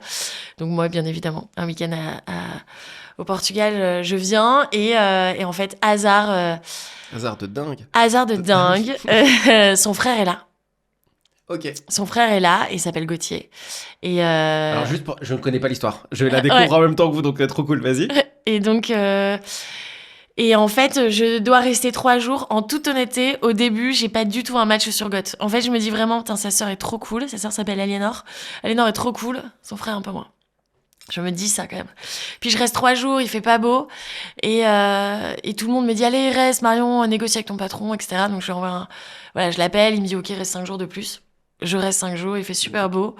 Et en fait, je suis tombée amoureuse de Gauthier pendant ces 5 jours. Alors, t'as senti le truc arriver où tu tombais en fait... jour par jour ou... Jour par jour, ouais. Il y a eu un vrai... on est à l'opposé. Il est hyper intellectuel, je le suis moins. Enfin, vraiment, on est à l'opposé. Et même les questions qu'il me posait, il y a rien qui allait, en fait. Il y a rien qui, quoi. La manière dont il me draguait, il y a rien qui fonctionnait. T'as une question qu'il t'a posée que t'as en tête encore? Tu pourrais nous donner, par exemple? On se retrouve... Les trucs maladroits, non? C'est les trucs genre... On est à l'opposé. On regarde aucune série en commun, on lit aucun livre en commun, tous ses potes sont anglais. Rien à voir. Lui, il vit au Portugal? Lui, vivait à Bruxelles. Okay. Il revenait de Maastricht, parce qu'il a été longtemps aux Pays-Bas, et il venait d'arriver à Bruxelles, il travaillait dans l'immobilier. Mais voilà, on avait 6 ans d'écart, on a toujours 6 ans d'écart. Et on était à l'opposé, et je pense que c'est ça qui m'a attirée. C'est que, en fait, c'était le contraire. J'avais 22 ans, 23 ans à l'époque, et je pense que j'aimais un peu les bad boys à l'époque. J'aimais ceux qui étaient différents, ceux qui arrivaient en scooter, tu vois. Et God, c'est l'opposé de ça. C'est l'opposé du mec en scooter. C'est le mec bien droit qui mettait déjà des vélo chemises. avec son casque. Ah mais non, il fait pas. Non, God ne fait pas de vélo. Même pas, tu vois. C'est vraiment. Ouais, c'est l'opposé et c'est bête, mais j'ai commencé à le regarder quand il m'a tenu la chaise à table. On m'avait jamais tenu la chaise. Et j'ai trouvé ça d'un romantisme incroyable. C'est élégant. C'est hyper élégant. Ouais. Et je sais pas, je l'ai regardé d'une autre manière. Et puis, on s'est fréquenté un peu au Portugal. Et puis, en partant, il m'a pas demandé... on avait Facebook à l'époque, mais il m'a pas demandé mon Facebook. Il m'a juste laissé un post-it avec son numéro. Il me connaissait un peu, je pense. Il avait un peu cerné le personnage et c'était un peu genre, ok, il me court pas après, en fait. Il me court pas après, il est hyper gentleman, il est différent. Et quand je suis arrivée à Londres, je lui ai envoyé un texto en me disant, voilà, j'ai passé un bon moment avec toi, c'était trop cool de te rencontrer. By the way, c'est quand même con que tu t'habites pas à Londres, on serait allé boire un verre demain soir en sortant du boulot. Et le lendemain soir, il était devant ma porte. J'en étais sûr, je la voyais venir. Vous l'avez vu venir aussi, vous l'avez vu venir arriver. Il est venu? Il est venu juste pour la soirée. J'ai essayé de lui dire, mais non, on prend pas de train de retour, si. Incroyable. Putain, genre... Incroyable. À l'époque, il serait venu en cheval, il serait venu jusque-là, chevalier, quoi, chevaleresque. Incroyable. Le troisième jour, il m'a invité, il savait que j'aimais beaucoup la série Sex and the City. Il m'a emmené dans une salle de théâtre où il y avait une des personnages. Une des actrices. Actrices, pardon, qui jouait. Non, vraiment, il a fait ça pendant 15 jours. Alors, je suis obligé de te poser la question de comment. Alors, en fait, le tomber amoureux, c'est quand même quelque chose. Il y a beaucoup de gens qui recherchent. C'est comme. J'en parlais hier avec quelqu'un qui me disait, avec un pote, je ne citerai pas, qui me disait, mec, tu te rends pas compte à quel point c'est compliqué de trouver quelqu'un et à quel point c'est compliqué d'être amoureux et que ce soit réciproque. Que ce soit facile, fluide. Moi, ça fait 15 ans que je suis avec Nara, donc franchement, plus fluide, c'est plus compliqué. Je pense que c'est compliqué. Mais j'avoue qu'il me disait, mec, tu te rends pas compte à quel point c'est. Toi, là, quand tu tombes amoureuse, est-ce que à la base, c'était dans ta vie, c'était un projet de vie de tomber amoureux, d'avoir un mec et d'avoir le package qui va à la maison et tout ce qui va, ou pas du tout? Et surtout, qu'est-ce qui se passe quand tu tombes amoureuse? Genre, ça se passe comment? Alors déjà, j'avais pas du tout l'histoire du package. Je l'ai jamais eu. Je pense que j'ai une maman qui m'a toujours élevée en disant sois indépendante. Et surtout, mariée, sois encore plus indépendante. Si un jour t'as la chance de te marier. Moi, j'avais toujours eu des relations un peu compliquées. Pas très saines, je dirais. Je tombais amoureuse une fois. Je tombais amoureuse 2 fois dans ma vie.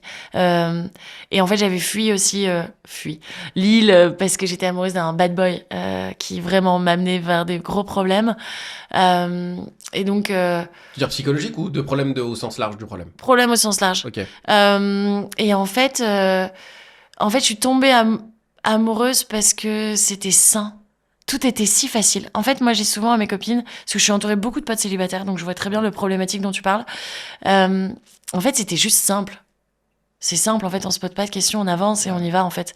Et on se dit pas, tiens, je suis allée à Bruxelles ce week-end, est-ce qu'il a vraiment aimé le week-end, est-ce qu'il va me rappeler? Non, c'est simple, en fait. C'est simple. De la relation. Ouais, c'est hyper simple. Ouais. Hyper. C'est aussi simple que j'ai quitté Londres du jour au lendemain. Je suis allée m'installer à Bruxelles sans me poser de questions. Sans me dire, je m'engage dans un truc, voilà. Et en fait, je suis tombée amoureuse de l'être qu'il est. Du plus profond de ce qu'il est, de ses valeurs. Mais j'ai pris le temps pour tomber amoureuse. Ouais. C'est-à-dire, on tombe pas amoureuse et on se réveille le lendemain matin, genre, ok, c'est bon, je suis là. Ça a mis des mois, voire des années. Et je retombe amoureuse encore aujourd'hui de mon mari. Qu'est-ce qui se passe ensuite? Parce que là, ça y est, et après... Tout va très vite.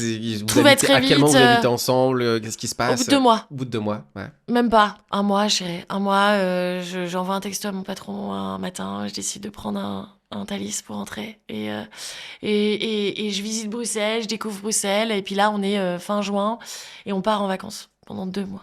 Lunaire, le truc, lunaire. Vous êtes partis en vacances? On est partis en vacances, on est allé dans ma famille, dans sa famille, donc on s'est présenté tout le monde. Il est venu en Bretagne, je suis allée en Bourgogne, c'était incroyable.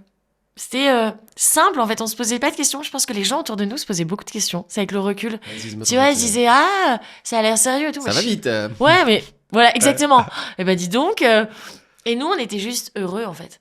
Et en septembre, je devais rentrer dans un master. Finalement, j'avais pas trouvé d'alternance. Donc, j'avais pas les moyens d'être sur Bruxelles, d'être sur Paris, pardon, et faire mon alternance. Et donc, j'ai trouvé un job à Bruxelles, T'as bossé au bout dans de quoi? 4 jours, dans la mode.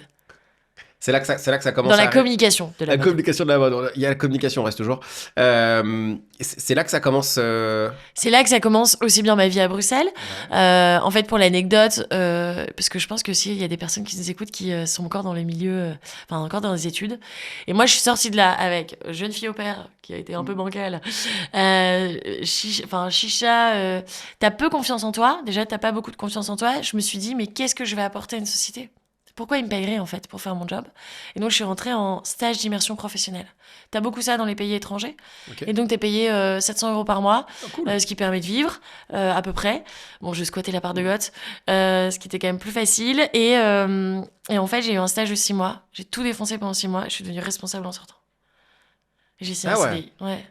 Bon, finalement, ton expérience d'avant t'a donné les crocs, j'ai l'impression aussi. Ouais, je m'étais vraiment embêtée. En fait, je me suis rendu compte que c'était de faire un boulot où tu t'ennuies, en fait, où tu regardes les heures passées. Même si j'ai mes collègues, etc. Et puis, j'avais eu des expériences à Lille parce que j'ai toujours travaillé en même temps que mes études pour payer, pour financer mes études, etc. Et donc, je connaissais encore mes forces et mes faiblesses. Et je me souviens voir cette annonce de job desk et de me dire, il faut que j'ai un entretien, je vais être embauchée. Je pense savoir faire, mais je me vois pas être payée, je sais pas, 1006, 1007 à l'époque. On n'est plus dans les mêmes salaires aujourd'hui, mais... Et qu'est-ce qui se passe là à ce moment-là? Genre, tu commences à te dire que t'aimes bien ce milieu? C'est un truc il commence à naître une idée, quelque chose ou pas du tout? Je suis juste là et je suis heureuse d'être là. En fait, je prends les opportunités, je travaille beaucoup parce que j'aime travailler. Et donc, je découvre. Je dirais que j'ai été très peu formée par mes managers. C'est aussi pour ça que je pense que je les ai remplacés 6 mois après, ni par les CEO de la boîte. Donc, je travaillais pour un concept store. Je développais leur e-shop. Ils n'avaient pas d'e-shop à l'époque. Ils avaient 5 concept stores dans Bruxelles. Ils vendaient des marques luxe, semi-luxe. Et donc, j'ai développé leurs réseaux sociaux. C'était le tout début d'Instagram, leur événementiel, les liens avec les créatrices de contenu. C'était le tout début. Et donc, j'ai fait mes armes là-bas. Mais j'ai appris de moi-même. Et donc, j'ai commencé à me passionner pour tout ce qui se faisait aux États-Unis. Et en fait, je faisais des test and learn à travers leurs réseaux sociaux.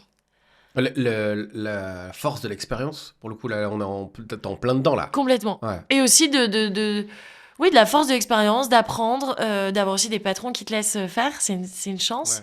Et je me souviendrai toujours aller chercher un vêtement, le mettre. Et je sais pas, ma collègue me dit, ah, ça te va trop bien. Je sais pas, les stories Instagram étaient sorties depuis 15 jours.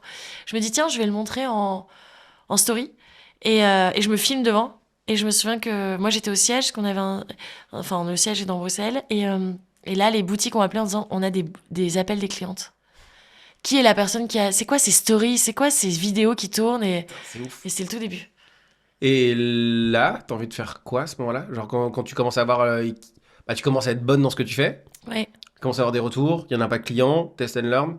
Il se passe quoi dans ta tête? En fait, je vois qu'il y a quelque chose qui est en train de se passer dans la création de marques. Moi, j'adore analyser. Donc, je suis un peu en courant de tout. C'est pour ça que je connais un peu le truc Mbappé. Je connais les audiences Les de audiences, cul. Et les on audiences. va en parler après, peut-être pas tout de suite, parce que là, on arrive Non. sur Horta, Ouais. on y arrive. Mais elle est passionnée d'audience. Ouais, passionnée d'audience télé. D'audience télé. Et d'audience en règle générale, tu me diras. Donc, moi, j'avoue, j'ai envie de savoir pourquoi après. J'ai envie de savoir personnellement pourquoi. Mais on s'approche. Je vois qu'il y a quelque chose qui est en train de se créer sur les réseaux, qu'en fait les marques, moi je regardais un peu nos retours, donc le nombre de commentaires qu'on avait, le nombre de likes, etc. Et en fait je me rends compte qu'il y a des marques qui sont en train de se créer sur le marché et qui ont des commentaires, mais genre je sais pas, 400 commentaires alors qu'ils se montraient une pièce, tu vois. Ok. Je me dis ok, il y a quelque chose qui est en train de se passer. J'en parle à Goth. Je fais une analyse un peu de ça de mon côté, mais sans analyser les choses. Et Goth, me voyant tellement travailler, lui est entrepreneur dans le textile, pas dans le textile du tout à l'époque, mais dans l'immobilier, pardon, me dit ok, il faut que tu deviennes entrepreneuse. Il me rabâchait ça, Moi, j'étais hyper bien en tant qu'employée. Franchement, je vais être honnête T'avais avec pas toi. le rêve de devenir Pas du entrepreneur, tout. c'était pas. Pas Ok. du tout. J'ai un papa qui me disait non, surtout pas. Ça, c'est les patrons en général qui ont fait ça pendant 20, 25 ans. Mon père me disait n'ouvre jamais ta boîte. Ah ouais? Ah ouais. Attends, c'est ouf. Moi, je passe mon temps à dire à mes enfants de le faire. Par exemple, moi, je suis entrepreneur. Je leur dis, j'ai trouvé un business à mon fils à 10 ans, je fais, regarde, il y a un business, je t'aide, je t'achète tout, tu peux le faire. Moi, je suis le genre de père. T'as envie que tes enfants soient dans l'entrepreneuriat? Moi, j'ai envie qu'ils fassent quelque chose qu'ils aiment. Oui, voilà. Mais c'est pas obligé dans l'entrepreneuriat. Dans l'entrepreneuriat, t'as plus d'opportunités de faire ce que t'as envie de faire. Quand t'es salarié, t'as un cadre qui est bien, que tu dois respecter, défini, et que si tu respectes pas, en plus, on te dit que t'es pas bien fait, même si c'est mieux de sortir du cadre. Je leur dis, regardez, il y a un cadre. Mais je pense que je suis en train de créer l'inverse. Putain, bizarrement, en disant ça, je leur montre que c'est tellement possible de créer des trucs cool qu'ils vont dire, oulala, il y a trop de. Moi, je veux un truc simple. Je veux un truc simple. Moi, je trouve que je suis en train de faire l'inverse de ce que j'ai envie. C'est un autre sujet. Donc, ton papa qui. Mon papa qui me faisait surtout mon pâte à boîte et God qui me rabâche ça. Et en fait, moi, donc, comme je disais, j'ai travaillé à côté de mes études et j'avais mis de l'argent de côté. Et je l'avais placé en me disant, ce sera pour mon premier achat, parce que j'ai toujours eu un rêve, c'est d'acheter un petit appart. Okay. Depuis mes 18 ans, je me dis que je vais m'acheter un petit appart, que ça sera un investissement. Et je décide de pas le faire et de lancer ma marque. Alors au début, je lance pas ma marque, je lance un concept store. Et donc, pour faire mes armes, parce que en fait, j'y connais rien. Ouais. Donc, je pars de trop loin, en fait. Et donc, je vais acheter dans le sentier et je revends. Ok. Voilà. Et donc ça dure quelques mois. Et ça s'appelle... Les comptoirs d'Horta. Ok, d'accord. C'était déjà Horta, il y avait déjà... C'était déjà Horta. Et Horta, pour faire simple, en fait, on voulait... il y avait que des marques françaises. Enfin, c'est très... très français, très Nana Paris, tu vois. Et je voyais déjà les Belges qui n'avaient pas non plus une haute image des Français. Et je me disais, ils ont un peu raison sur ça. Il est temps qu'il y ait un peu une marque cool qui arrive sur le marché, qui soit belge. Par contre, qui dépasse les frontières de la Belgique. Ouais. Alors, j'ai tout de suite voulu une marque internationale. En dehors de la Belgique, parce que justement pour pouvoir rayonner sur le fait d'être belge. Okay. Ouais. Donc c'est l'intention de départ quasiment. C'est l'intention de départ, donc le nom que je voulais qu'il soit belge. Et ça vient du nom Victor Horta. Donc normalement c'est créé avec un H, qui est un célèbre architecte belge qui a inventé l'art nouveau. Donc qui est déjà révolutionnaire à son niveau. Et en fait quand je demandais à mes potes autour de moi, c'est qui l'artiste belge pour toi? Mes potes belges. À part Stromae et Angèle, forcément, Victor Horta.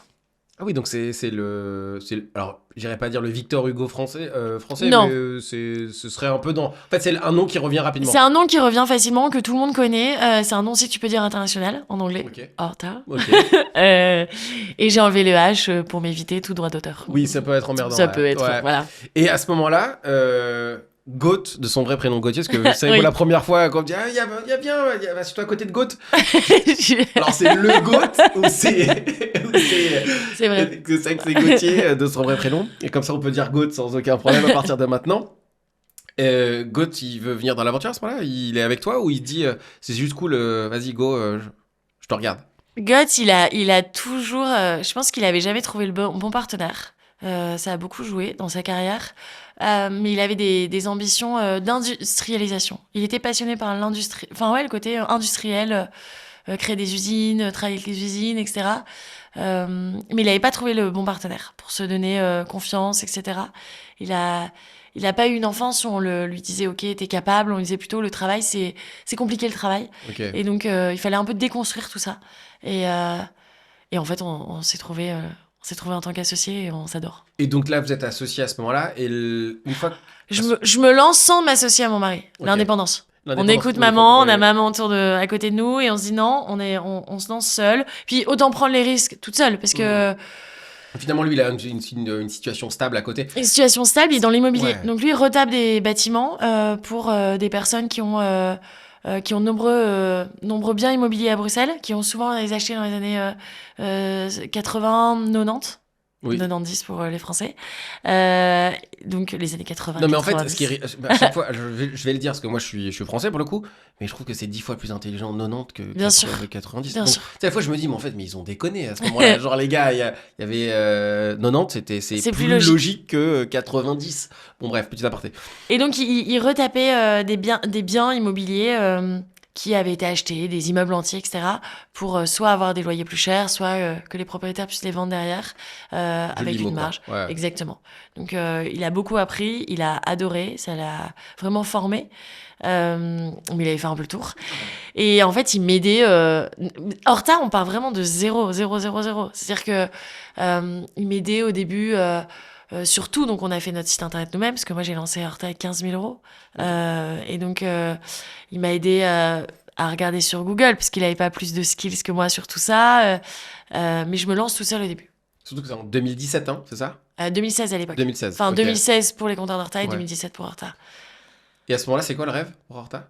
C'est quoi, là, en tout cas, l'idée quand, parce que là, vous... Alors, à quel moment vous vous associez et que c'est officiellement une... Au moment d'Horta, Ok, donc c'est 2017, à peu près ça. c'est ça.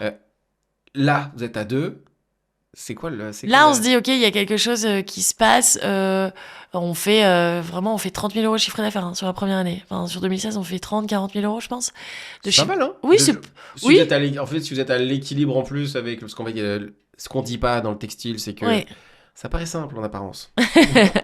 On dit, ah, c'est un truc, on le vend, on le fabrique. Tu fais autant de marge et tu vends. Mhm. Ouais, non, c'est... Et puis c'est un monde qui demande de la production. Alors là, il n'y a pas de la post-prod pour le coup, mais il y a plein d'étapes intermédiaires hyper Bien longues. sûr. C'est des négociations longues, il y a des commandes, un nombre de commandes à aller chercher. C'est en apparence, le consommateur, il dit c'est juste un t-shirt que j'achète, que je mets. Ils ont juste mis un petit flocage et qui vaut... Non, il y a toute une chaîne derrière qui est... où il y a des règles, où il y a des quotas à respecter, il y a plein de choses. C'est beaucoup plus complexe qu'on peut imaginer. L'avantage, c'est que j'y connais rien. J'y connaissais qui est rien. génial, Et bah donc, oui. en fait, j'ai déconstruit le truc. Donc, en fait, aujourd'hui, je vois de quoi tu parles. Heureusement. Ouais. Et aujourd'hui, c'est comme ça. Et on est un peu un navire comme ça qui m'embête, moi, de temps en temps, justement, parce que t'as toutes ces règles. Moi, à l'époque, c'est pas du tout ça. Moi, je me dis, OK, je me rends compte que l'entrepreneuriat me plaît. C'est déjà un bon postulat de départ. Je me rends compte que uniquement être une marque DNVB, donc une Digital Native Brand, c'est pas l'idéal à Bruxelles parce que la Belgique avait un peu de retard sur l'acquisition online. Donc c'était compliqué d'avoir le belge. Donc je me dis, OK, il faut développer les pop-up stores. J'apprends tout ça pendant un an, mais je me dis, il n'y a rien à faire. Ça doit être ta marque. C'est pas... Tu peux inventer... Tu peux créer un story... Enfin, pas créer, mais tu peux essayer de créer quelque chose. Mais quand c'est pas ta marque, quand tu revends, c'est compliqué. Ouais, c'est compliqué. Selon Ouais. moi. Ouais, non. Ouais, ça se fait. En fait, le problème, c'est que... on a eu un problème avec les startups. Ouais. Ils en ont tellement abusé du branding et Ouais. du storytelling autour Complètement. d'une marque. Bon, un peu moins maintenant, ça s'est calmé Mhm. depuis 2-3 ans, j'ai l'impression, mais il y a nous sommes ta, on Ouais. raconte tout un storytelling et en fait, à la fin, on leur dit en fait, c'est du storytelling. Ça veut dire que c'est 90% Ouais. vrai, mais qu'il y a 10% faux et qu'il y a 10% Complètement. vrai. Et quand il y a une vraie marque, on leur dit alors c'est vrai votre histoire ou c'est pas vrai? Et là, pour le coup, c'est une vraie histoire. Oui, après, nous, on a déconstruit parce que j'ai pas cherché mon storytelling en commençant, j'ai pas commencé tout ça. En fait, je me suis dit, OK, j'ai envie de créer, j'ai envie d'avoir mon propre modèle, en fait. Je voyais vraiment des petites créatrices émergentes. Selon les commentaires, pour moi, c'était assez impressionnant en termes de vente, tu vois. Ouais. Et donc, je me dis, OK, je vais trouver un atelier. Il faut un atelier proche de chez moi. OK, en fait, donc je trouve l'atelier qui accepte de me créer mes 100 premières blouses. Je me dis, OK, comment... Donc là, elle me dit, pour moi, il me faut une fiche technique. Une fiche technique, c'est une modéliste qui va te la faire. OK.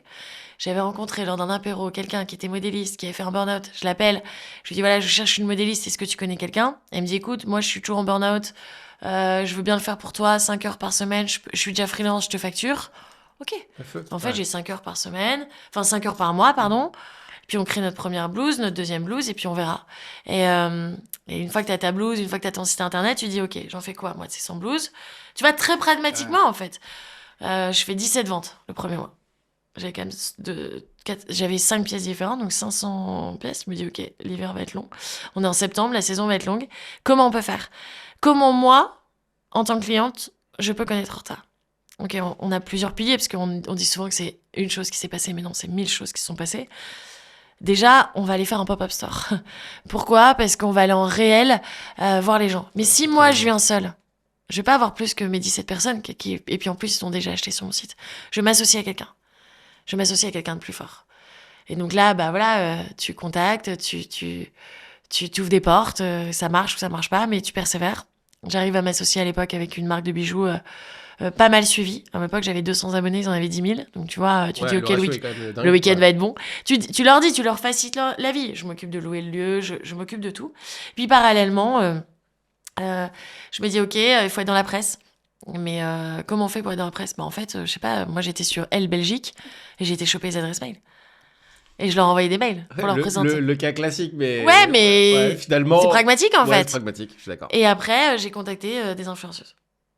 Et parallèlement, en fait, ce qui a joué, pourquoi les influenceuses m'ont répondu, c'est que quand j'ai monté Horta, je te fais une histoire longue en courte. Quand j'ai monté Horta, j'avais déjà les comptes Horta qui existaient depuis 8 mois, je me suis dit, on a pris nos bureaux. Parce qu'on voulait quand même asseoir la marque, qu'on a pris nos bureaux, j'ai tout retapé moi-même, donc ça m'a pas coûté grand-chose. Et là, je me dis, il faut que je fasse une soirée de lancement. Une pendaison de crémaillère, on va dire. Et là, j'invite des influenceuses françaises assez connues. Et en fait, elles me répondent toutes. Oh, cool. Genre, incroyable. Ouais. Elles me répondent toutes. Stratégiquement, je l'envoie au mois d'août, parce que je sais qu'elles reçoivent moins de mails au mois d'août. Et elle me dit, ah ok, on a envie de venir. Alors honnêtement, elle venait pas pour la marque, puisque elle était pas vraiment lancée. Elle venait pour voir Bruxelles. Parce que je pense qu'elles avaient jamais visité le pays. Et donc, elles se disaient, ok, pourquoi pas. Je pense qu'elles étaient aussi moins sollicitées en 2017 qu'aujourd'hui, on va pas se mentir. Et notamment une, qui est très connue dans le milieu de la mode. Et je lui dis... Que tu peux citer ou pas oui, Lisa Germano. Ok, je connais. C'est une bordelaise. Ok, d'accord. Une créatrice de contenu bordelaise. Et elle me dit, oh, pourquoi pas, franchement, je serais intéressée de voir Bruxelles et tout. Je lui dis, écoute, je vais aller plus loin que voir Bruxelles. Est-ce que ça te dit de faire une co-création ? Magnifique. Et elle me répond, l'idée est folle, c'est mon rêve, go. Et en fait, Lisa, pour travailler sur la collection, vient début octobre. Alors que j'avais lancé la marque le 17 septembre, mais moi, j'avais anticipé.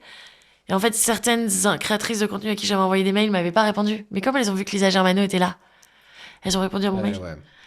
Et ces influenceuses ont créé la différence. Celles qui ont répondu à cet email, qui en ont parlé, j'ai eu un sold out en 24 heures. Putain, on en parlait tout à l'heure, hein, des fois, le petit truc qui fait que... Complètement. Ouais, l'étincelle part. Ouais. T'as réussi à reproduire ce genre de choses après, derrière ça devenait un peu l'ADN qu'aujourd'hui, Horta, quand même, en termes de... Vous communiquez hyper bien. Merci. Franchement, vous communiquez... Et c'est devenu dans l'ADN de Horta. Ça fait partie de l'ADN en termes de communication, pour le coup? Ou c'était juste un petit... En termes d'influence, tu parles ou ouais, d'influence, ou en fait, vous avez je vais toujours... les codes... Non, c'est plutôt une analyse de la société et comment nous, on réagit, en fait. Comment toi, en tant que... Moi, je suis ces créatrices de contenu, ça me donne envie. Et donc, non, on le fait toujours. Alors, on essaye d'avoir de la stratégie et tout, mais c'est plutôt, tu vois, par exemple, on a créé, là, ça faisait 2 ans qu'on travaille sur notre sac, qui cartonne depuis la rentrée, qui est sorti en septembre. Et dans le processus de création, je me suis dit, tiens, en fait, on n'a que l'équipe stylisme, enfin, pour répondre à ta question, pour faire un lien, on n'a que l'équipe stylisme, nous, nos usines qui donnent notre avis sur notre sac. Et en fait, nous, on crée pour nous, mais aussi pour nos clientes, surtout. Tiens, est-ce qu'on proposerait pas à 2 profils de créer ce sac, en fait, et de le décliner? Okay. Donc, on travaille toujours comme ça, parce que moi, c'est l'idée de... Création, quasiment. Ouais, d'aller proposer autre chose, en fait, à notre cliente. C'est pas forcément... Bien sûr que tu joues sur le côté, son audimat, son audience, sur tout ça, bien évidemment, parce qu'on fait du business, donc, c'est important, mais c'est surtout aussi ce qu'on va proposer à la cliente. Comment aller chercher une nouvelle clientèle quand aujourd'hui l'acquisition est hyper chère? Bah, en fait, c'est aussi une autre manière d'aller parler à une cliente qui connaissait pas forcément notre marque et qui s'y intéressait pas forcément. Donc, d'après toi, alors j'ai mon idée de la réponse, mais comme ça permet de débattre ou pas sur le sujet. Aujourd'hui, une marque qui se lance au début, ça paraît évident ce que je veux dire, mais c'est cool que les gens l'entendent. Au moment où ça commence et où vous êtes aujourd'hui, la marque a quand même énormément évolué. Ouais, c'est plus la même marque. C'est quoi la grosse différence qu'il y a? Par exemple, s'il devait y en avoir une... Bah, le nombre d'employés, j'ai commencé toute seule. Et vous êtes combien?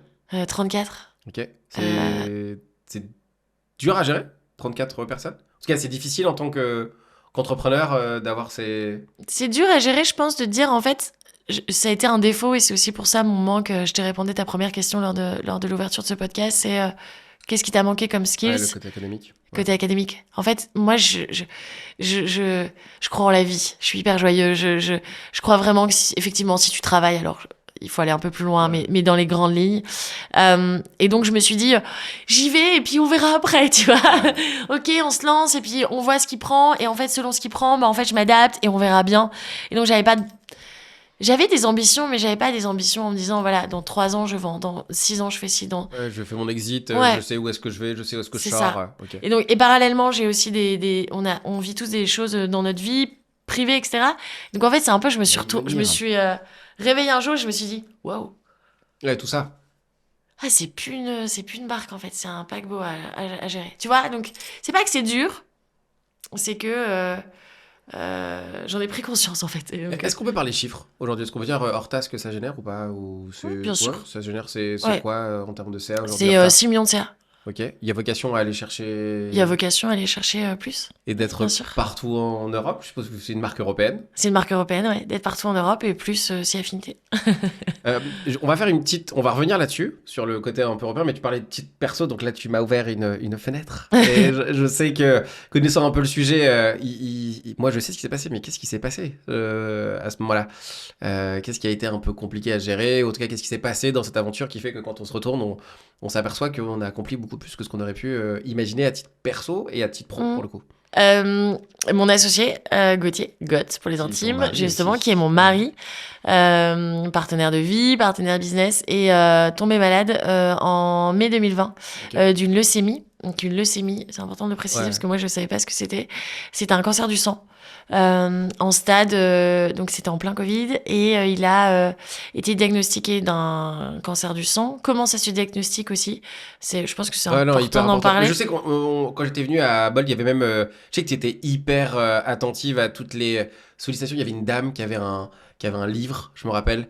Un livre, un livret pour les gens qui étaient malades, pour les enfants. Je sais Que j'ai c'est- développé, Ouais, ouais. que tu as aidé à développer. Donc je sais, il y a plein d'informations, je pense que là-dessus on connaît pas et je suis très content qu'on puisse en parler. Ça fait super plaisir. Parce que c'est vrai que la leucémie, malheureusement, c'est une maladie qui se développe énormément. Normalement, c'est une maladie qu'on voit davantage sur les enfants, Ok. qui est très bien soignée chez les enfants, mais on comprend pas. On a un développement de la leucémie chez l'adulte depuis entre 5 et 10 ans, Ok. de manière assez importante. On comprend pas encore les raisons, parce que souvent les raisons, c'est soit parce que tu as été lié au nucléaire Ok. dans ton enfance, selon là où tu habitais, ou aussi quand tu as été traité par le chimio. Parce qu'en fait, la chimio crée différentes antémolécules, et Ok. bref, et ça, Ok, ça d'accord. peut créer des leucémies, ce qui est dur. Et en fait, ça se diagnostique souvent, la personne a un teint de plus en plus blanc ou des bleus qui apparaissent sur le corps. Ok. Tout lui semble très fatigué. Alors, on peut être fatigué, hein, Oui, oui, voilà, on peut être fatigué et pas avoir une leucémie, mais et en fait, c'est une simple prise de sang qui permet de savoir si c'est une leucémie ou pas. Ok. Et donc, Parce que là, à ce moment-là, je rentre un peu dans les détails. T'hésites pas à me dire, je veux non, pas être dans vas-y, les vas-y, je détails, t'en prie. d'accord? Mais en fait, ça fait 3 ans que Horta est lancé. Ouais. Les signaux sont bons. Les signaux sont bons. Alors, on est, donc, première année, on fait 60 000. On est à 650 000 euros de chiffre d'affaires en 2020. Ouais, donc ça y est, l'aventure. Ça s'accélère. Ça y est, c'est Ouais. lancé. C'est une marque établie, qui a vocation à exister, qui a des valeurs fortes. On parlait de valeurs européennes, vouloir rester sur accessible, qualitative. On en parlera peut-être après, mais il y a quand même de la production aussi en Europe et pas vouloir Tout à fait. s'expatrier. Donc, il y a des idées, et c'est complexe parce qu'en fait, c'est plus facile aujourd'hui d'aller en dehors de l'Europe Ouais, dans le textile que de rester en Complètement. Europe. Donc, ça veut dire des coûts qui sont aussi plus important. plus ouais. important, une manière de travailler aussi qui Ouais. est différente. C'est que là, on peut pas leur dire, les gars, les enfants de 9 ans là, vous allez pouvoir faire un truc. Non, genre là, il y a un Non, cadre. Et être en concurrence avec des marques qui produisent pas forcément en Europe. C'est Et un qui produisent une paire de chaussures et qui vont dire « Et celle-ci, produite au Portugal, alors Ouais. tout le reste est fait en Chine. » C'est pas grave. Non, Moi, je trouve que, en fait, mais c'est emmerdant voilà, quand on veut jouer avec les règles du jeu. Et là, on en parlait tout à l'heure, Exactement. jusqu'à quel moment tu es prêt à sortir du cadre pour Exactement. réussir. Donc, on revient à ça. Donc, il y a quand même, il se passe des choses. Il y a du taf. Il y a des choses à faire. ouais, il y a Et du donc- taf, on se développe. Moi, je suis enceinte de mon petit Je garçon. sais plus, je sais plus à J'étais quel moment enceinte de c'était. 8 Ouais, mois. ok. Et on est en mai 2020 et Donc, maman, entrepreneur, associée avec son mari, Ouais. une boîte qui se lance et qui commence à aller montrer des très bons signaux pour être, en tout cas, essayer de devenir ce que vous aviez Ouais. prévu que ça devienne. Et là, Goth, qui... Et là, God qui, un mai 2020, 21 mai 2020, il se sent pas bien dans la nuit. Vraiment, vraiment pas bien. Des douleurs gastriques assez importantes. ok. Où il me dit, OK, il faut m'amener à l'hôpital. Et à 6 h du matin... Du jour au lendemain, quasiment. Ça faisait 15 jours, je dirais, qu'il était fatigué. Ok. Mais moi, comme j'ai beaucoup d'énergie, je trouve toujours God un peu fatigué, tu vois, Ouais. par rapport à moi. Donc, ça m'a pas marqué. Et ils ont pas le même tempérament. Moi, Non. je vous ai vu tous les deux, effectivement. On est très différents. Et par contre, on avait fait un week-end à Lille. C'était un peu la sortie du Covid, la réouverture des restaurants, tout doucement. Et maman, qui est dans le milieu hospitalier, était très inquiète en voyant Gauthier. Elle dit, il y a un problème. il y a un problème. Perte de poids et tout ou pas du tout? Perte de poids. Mais alors, il avait fait un régime. Donc, en fait, ah oui, d'accord. Les deux, en fait, on n'a pas vu. On sortait du Covid. Je me dis, il est trop resté dans son lit. Enfin, je me suis pas posé plus de questions que ça. C'est souvent mon défaut, tu vois. Et qualité. Puis, je dépose aux urgences. Je me souviens attendre dans ma voiture. Et vraiment, je me suis dit, bon, ils vont lui donner un Doliprane. Et puis, on va sortir. On va aller manger. On va aller se prendre un brunch, en fait. Il fait super beau. Le soleil se levait. J'avais pas mon portable. J'avais oublié mon portable. Et c'est rare. Et finalement, il sortira jamais de l'hôpital parce qu'il est diagnostiqué en stade très avancé d'une leucémie. Parce que la leucémie va très vite. On estime qu'il l'avait depuis un mois et demi, et il lui restait 3 semaines à vivre. Donc, il a 93% de son sang infecté. Et en fait, il est transféré dans un hôpital... donc, il est aux urgences. Il est transféré dans un hôpital qui est spécialisé dans les cancers... cancer du sang, ouais. Cancer de manière générale. Donc, il est transféré à l'Institut Jules Bordet. Et voilà, il en restera de nombreux mois. Là, toi qui prends tout quasiment avec philosophie, il se passe quoi? Parce qu'en fait, là, ça y est, la machine est lancée, la machine médicale est lancée, donc complètement. Ça y est, T'as plusieurs stades par lesquels tu passes. Le premier stade, moi, je m'en suis pas rendu compte. C'est-à-dire que vraiment, je me suis dit, ok, bon, allez, on est jeudi, il me demande de faire sa valise, et puis dimanche, il est de retour, tu vois. Donc, des espèces de trucs. En fait, moi, tout le monde me disait, ça va, c'est une leucémie. Et moi, je me disais, oh, j'ai de la chance, c'est pas un cancer. En fait, j'avais pas compris que c'était un cancer du sang. Il a quand même fallu 3 jours. Et en fait, j'ai eu ce rôle. En fait, je me suis dit, notre vie, notre vie était tellement incroyable pour moi. On était tellement heureux, en fait, que c'est pas grave, en fait, de vivre des épreuves. Et ça fait partie de la vie. Et c'est finalement normal, vu qu'on est trop dans le... On kiffe trop, en fait, la vie. C'est normal, en fait, ça va être une épreuve et c'est OK. Mais en fait, par contre, je me suis jamais dit qu'il allait mourir. Jamais. Okay. Jamais. Pourquoi? C'est quoi? Parce que c'est pas une option possible. Je sais que ça, on avait déjà discuté, tu l'avais déjà dit, genre dans ta tête, c'était pas possible qu'il... Il y a pas de plan B, je fais pas sans Goth. C'est aussi... En fait, j'ai rencontré Goth alors, autant, je pense que notre force, c'est qu'on est très indépendants tous les deux. Donc, il sait vraiment que je peux partir du jour au lendemain et divorcer. Et c'est pas un... j'ai cette force de caractère. Mais par contre, on a une complémentarité qui est une force tellement énorme. Et vous êtes une team. On est une team, en fait. Donc, je fonctionne pas sans lui, il fonctionne pas sans moi. J'aime pas parler à sa place, mais... Il a pas le droit de mourir, quoi. Genre, il y a pas de plan. Et inversement, alors. Mais inversement. Et donc, voilà, on se dit qu'on va le soigner, on sait que... Moi, je me pose pas trop de questions de statistiques. Je pense que heureusement, parce que les médecins ont compris que ça m'intéressait pas forcément. Et puis, les stats, ça veut dire quoi? Enfin, la preuve, je suis hors stat, donc... Et à l'époque, on avait 50% de risque de décès. Bon, heureusement que tu le sais pas, tu vois, sur le coup, tu te dis bon. Et puis, voilà, ça va être un accouchement aussi différent parce que Goth sera sûrement pas là, enfin, même sur... Voilà. Et en fait, t'apprends à découvrir ce qu'est le monde médical, le monde de la chambre stérile aussi. Parce que Goth, en fait, la leucémie, c'est un cancer qui se soigne qu'en chambre stérile. Donc, t'es sous cloche. Donc, t'es sous cloche. Et t'en sors pas. Et donc, tu découvres un peu tout ça. J'ai pas cherché sur Google, j'ai pas essayé de m'instruire, Voilà, j'aurais fait ça directement. Je serais directement... En fait, je l'ai fait une fois. En fait, je l'ai fait au bout de 2 jours. J'ai passé la nuit dessus. Ah bah... Tu vois, et en fait... la fin, généralement, c'est... La mort. Tu payes sur Google, c'est sur ça. C'est que ça. Et en fait, je me suis vue être complètement figée. Tu vois, alors ça faisait 48 heures que je le savais, que j'étais dans l'action, dans le truc... Et là, je me suis vue bloquée, tétanisée. Et je me souviendrai toujours me regarder le lendemain matin dans le miroir, enceinte de 8 mois et quelques jours, et de me dire, OK, en fait, là, la peur, elle va pas te faire avancer. Donc, on va prendre une décision, c'est qu'il n'y a pas de peur. C'est qu'en fait, ça va bien se finir. Donc, c'est OK, ça va être dur, mais on va y aller. D'où ça vient, cette force-là, de se dire, je décide... En fait, c'est une je crois que j'ai jamais entendu cette phrase. Je décide qu'il va pas mourir, quoi. Je décide que ce qu'on est en train de vivre là, ça se termine pas. Genre, je trouve ça dingue. Genre, vraiment, je me dis, waouh. Genre.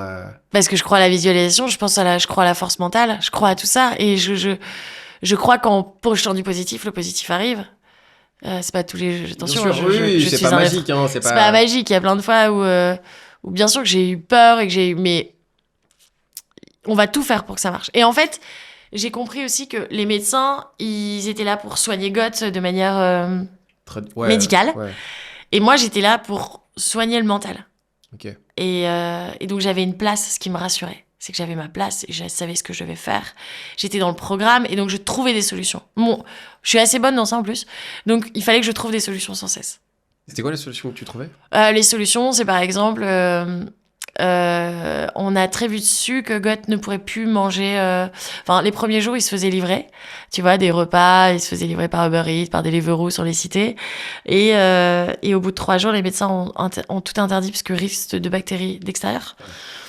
Et Goth, ça a été terrible pour lui. Parce qu'en fait, il avait plus que ça. Parce qu'en fait, il y avait que moi qui pouvais venir le voir 30 minutes par jour. Parce que j'avais une fenêtre que de 30 minutes. Et en fait, la nourriture qui rentrait à l'hôpital, enfin, je pense qu'on a tous été 1 jour ou 2 jours à l'hôpital et on sait ce que c'est. En fait, rien que l'odeur, ils disaient, ça va pas le faire, en fait. Ouais, c'est dégueu. Puis ils savaient qu'ils partaient pour 1 an. Donc, tu vois, je pense qu'il y avait un côté aussi où ils disaient, mais c'est pas possible. Bah, ok, bah, moi, je fais pas à manger. Et donc, je me suis dit, ok, je vais faire des plannings, on va se relayer, on est une bonne bande et je vais m'occuper de lui amener à manger tous les jours. Et je vais m'occuper aussi que son mental soit tout le temps positif. Que son mental, on aille vers la sortie et qu'on aille vers un mieux et que c'est une épreuve et que voilà. Comme un coach, en fait. Alors là, le spoiler alert, Goth est toujours parmi nous. Et il va toujours. Et j'ai l'impression qu'il est aussi. Il part pour être dans des bonnes santé. On va en parler après. Mais donc ça veut dire qu'il a. Mais spoiler alert, il y en a eu 3. Ouais, c'est ce que j'allais dire. Là, il y a des épisodes. Ouais. Donc ça va mieux à un moment. Donc forcément. Exactement. Il sort, donc lui, il a une petite de leucémie, donc rare et agressive. Vraiment, on a pris la double peine. Et donc, ça doit obligatoirement passer par une greffe de moelle osseuse. Donc, une greffe de moelle osseuse, c'est... en fait, tu changes de groupe sanguin. Okay. C'est assez facile aussi d'être donneur de moelle osseuse. C'est très peu connu en France, donc je profite de ta visibilité pour en parler. En fait, pour faire un don de moelle osseuse, c'est comme une grosse prise de sang. Tu restes 2 heures à l'hôpital et ça sauve réellement des vies. Parce que la première greffe, son frère était donneur compatible. T'as une chance sur 4 parmi tes frères et sœurs. D'où l'envie d'avoir une famille nombreuse chez moi. Non, et après, c'est une chance sur 1 million de trouver un donneur compatible. Donc, tu vois, t'as quand même beaucoup de stats comme ça, ouais. Et donc, c'est pour ça qu'il y a de plus en plus de campagnes qui en parlent. Donc, il se fait en novembre 2020, de ce fait-là. Il se fait greffer. Et il sort en début décembre. Ok. Incroyable. Et en fait, ce qui est assez hallucinant, c'est que la leucémie, quand tu sors, t'as plus de traitement, c'est fini. Genre, tu sors et voilà, c'est fini. T'es en rémission. C'est dingue. C'est assez étrange. Bon, par contre, tu sors dans un état très diminué par la chimio, par la radiothérapie, par tout ce qu'on a. J'ai une petite photo. Parce qu'en fait, j'ai une photo, je sais pas si tu voudras la montrer ou pas, mais on vous voit. J'ai pas de tabou par rapport à la maladie. Je sais qu'elle est sur les réseaux, donc on en est c'est quand même. Ouais. C'est cette photo. Tout à fait. Cette photo-là. C'est à quel moment ça? Ça, c'est la 3e leucémie. Okay. C'est en avril 2022. Parce que là, on a la chance de voir les deux. Oui. Moi, je connais Gauthier quand il est sur cette étape-là, sur cette photo-là. Exactement. Mais c'est vrai que là, on se rend compte aussi l'élément de ce que ça peut amener en termes au quotidien. Parce qu'on est la personne avec qui t'étais. Il allait pas courir un marathon, je te confirme, dans cet état. Non, tu restes allongé pendant de nombreux mois. Donc, en fait, ton corps est très diminué. Enfin, Goth, il faisait 96 kilos, 96 kilos, pardon, avant d'entrer à sa première leucémie. Il en est sorti, il avait perdu 25 kilos en 1 mois et demi. Ouais, okay. Tu vois, donc c'est assez brutal. Et voilà, tu dois réapprendre à vivre, à manger, à discuter aussi avec d'autres personnes. Tu vois, d'avoir plusieurs sons, d'avoir plusieurs odeurs. Ouais. Parce que Goth, il avait pas eu d'autres odeurs pendant 9 mois, tu vois, par exemple, que l'hôpital. Okay. Enfin, c'est tout ça que tu dois réapprendre, qui est assez long. Et pour l'anecdote, les personnes qui ont une leucémie, c'est 85% des personnes qui ont été atteintes d'une leucémie ne reprennent jamais le travail. Ok. Ouais. Et que moi, j'ai vu travailler, donc il est dans la stat, la bonne stat. Il est hors stat. De toute façon, il est hors stat, dans tous les cas, mais... Et parce qu'en fait, il y a aussi le fait que lui, il est en train de vivre un truc qui est complètement what the fuck pour lui, de manière globale, déjà à titre personnel, mais en plus de ça, toi, t'es enceinte, tu vois, et ça se passe comment? Que genre comme parce que là, Bah, tu fais tes rendez-vous gynéco en FaceTime. ouais. Voilà. C'est comme ça un peu ton mec était en prison. Ok. Tu vois, je dirais. C'est... La comparaison est drôle. Et qu'est-ce qui est plus grave d'être en prison? Non, je rigole. L'histoire se termine bien, donc on va garder cette histoire. Non, j'arrête. Mais qu'est-ce qui est... Non, alors en fait, j'ai eu la chance d'avoir un corps médical incroyable, dont Chloé Spielboot, qui est le médecin de Gauthier, et Dr Soto, mon gynéco. Et voilà, ils ont tout mis en place. T'as des choses qui se mettent en place. En fait, nos 2 hôpitaux, je change d'hôpital où je vais accoucher. Et en fait, ils se disent s'il y a une chance qu'il puisse être là, il passera... En fait, c'est relié par un tunnel. Il passera par le tunnel entouré d'une chambre stérile. Enfin, ils savent pas trop parce qu'en fait, ils ont jamais eu ce cas-là. Ouais. Donc voilà, il a pu rester quelques minutes. Mais en fait, si tu pars du postulat en disant... C'est horrible, il sera pas là, ça va être horrible, j'avais jamais imaginé ça. Forcément, ça va être horrible, en fait. Ça va être horrible. Moi, je me suis dit, bon, c'est pas le plan que j'avais en tête, mais c'est comme ça. Et en fait, je préfère qu'il soit pas là ce jour-là, mais qu'il soit là toute sa vie pour son fils et nous. Ouais. Donc, bon, c'est pas grave, on fera un remake, tu vois, j'en sais rien. Et de toute façon, j'ai prévu d'en avoir d'autres, donc il sera là pour les autres. Et de toute façon, c'est comme ça.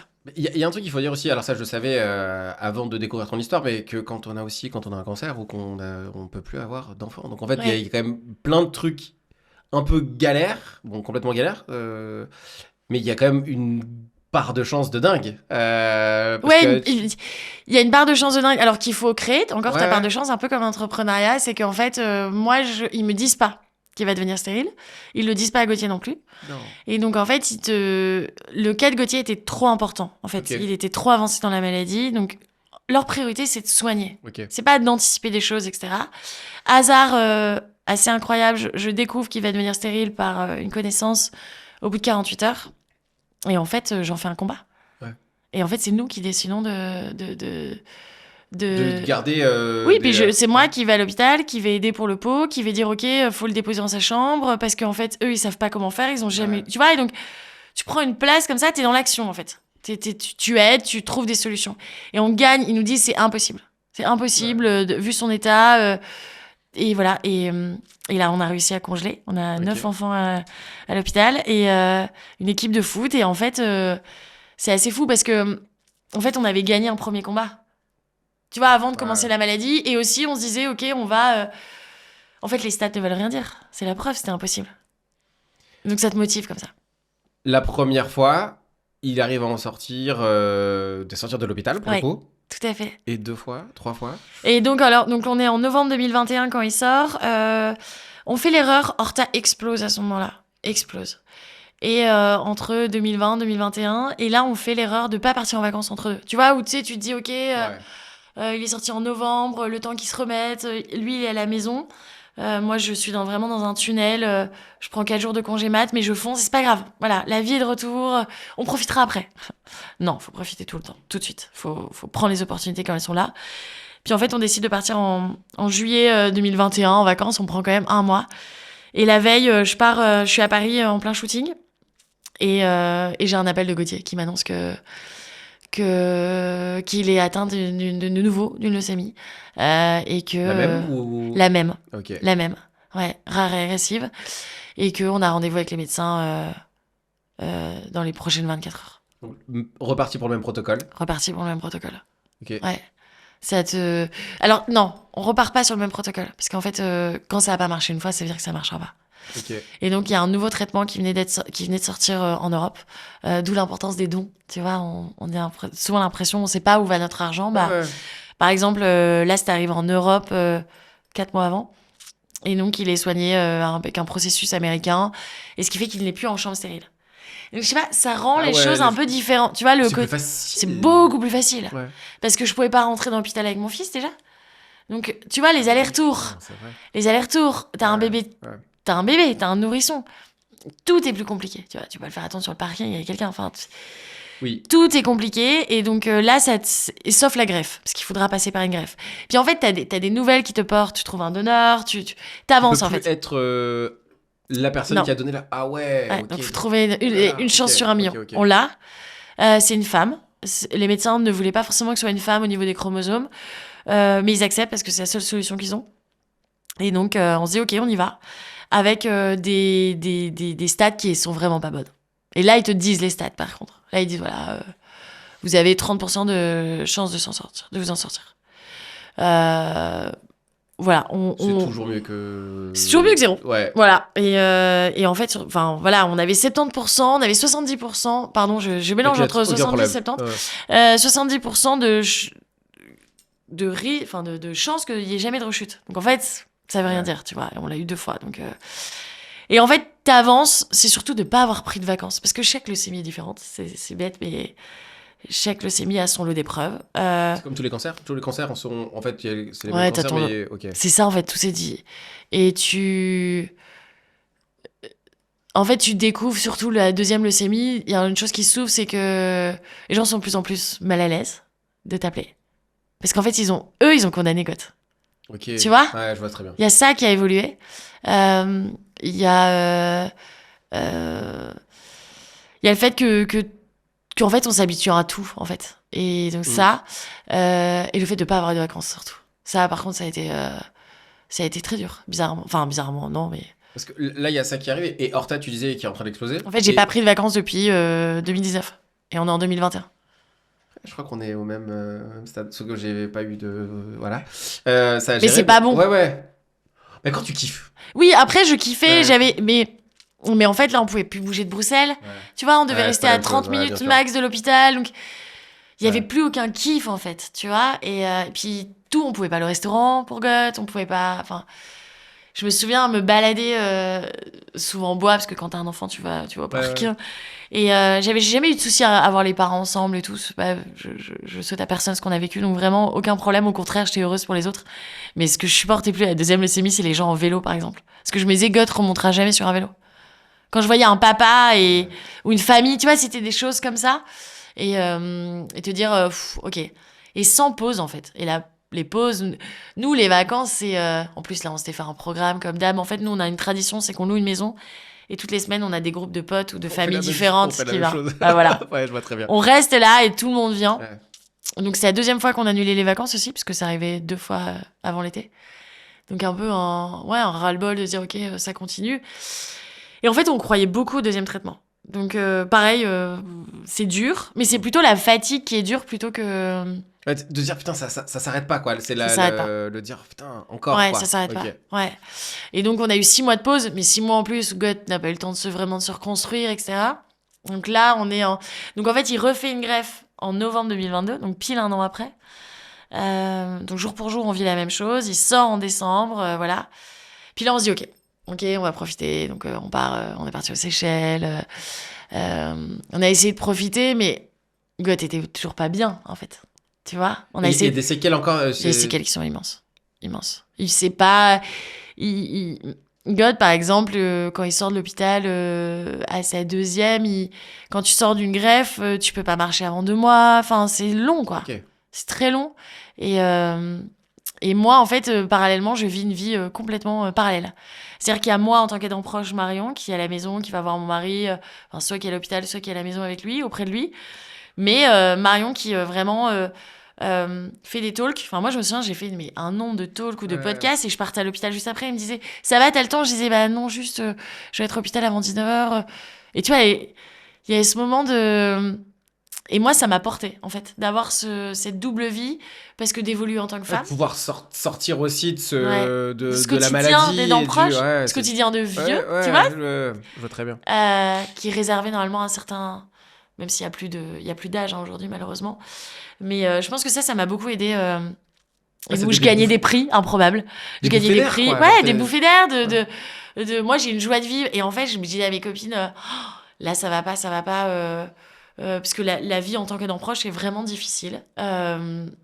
Et en fait, je me souviens, mais coucher Goth, coucher Marceau. Et en fait, une pote qui dormait là. Et en fait, après, moi, je sortais en boîte avec mes potes. En boîte, tu vois, un mercredi soir avec les jeunes de 19, fou. Et j'étais à 8h30, enfin à 8h, j'ai déposé mon fils à la crèche, je dormais. Mais j'avais besoin de ça, parce qu'en fait, j'avais 30 ans. Et je vivais un espèce de truc qui était... Ouais, c'était pas... Enfin, j'aurais pas pu tenir sur la longueur. En fait, c'est toujours... Tu vois, c'est pas un sprint, c'est un marathon. On était vraiment dans le marathon. Donc, j'ai essayé de me connaître, de vraiment me connaître pour savoir ce qui me faisait du bien. Et j'avais beaucoup de gens qui venaient à la maison aussi. Il y a un truc qui est cool dans toutes les histoires de gens qui avancent ou qui réussissent, c'est que déjà, juste réussir, on en parlait un peu avant notre podcast, mais déjà réussir, c'est dur. Encore une... Ouais, ouais. C'est compliqué, mais Complètement. réussir avec en cumulant les choses, j'ai presque envie être un peu taquin en disant ça, mais est-ce que si ça avait pas été aussi difficile, est-ce que tu aurais réussi? Je sais pas. Et je pense que je pourrais jamais dire que heureusement qu'il y a eu la maladie. Non, ça, je pourrais pas. Euh, mais je pense qu'on en a fait une force. Mais c'est nous qui avons décidé. Ouais. En fait, Il a pas le choix de mourir, donc non, il déjà. n'y a pas de choix. Ouais. Et justement, il y a eu la troisième qui m'a fait beaucoup changer en tant que femme, en tant que pour plein de choses. Quand la troisième est arrivée, il y avait pas d'issue positive. Il y avait plus de pourcentage. C'était vous êtes condamné à mort. Voilà. Ils le disent ou. Ouais, non, ils l'ont pas dit. Ils me l'ont dit à moi, mais ils l'ont pas dit à Gauthier, ce qui a été brillant. En fait, je pense qu'ils nous l'ont dit, mais qu'on n'a pas bien compris. Ok.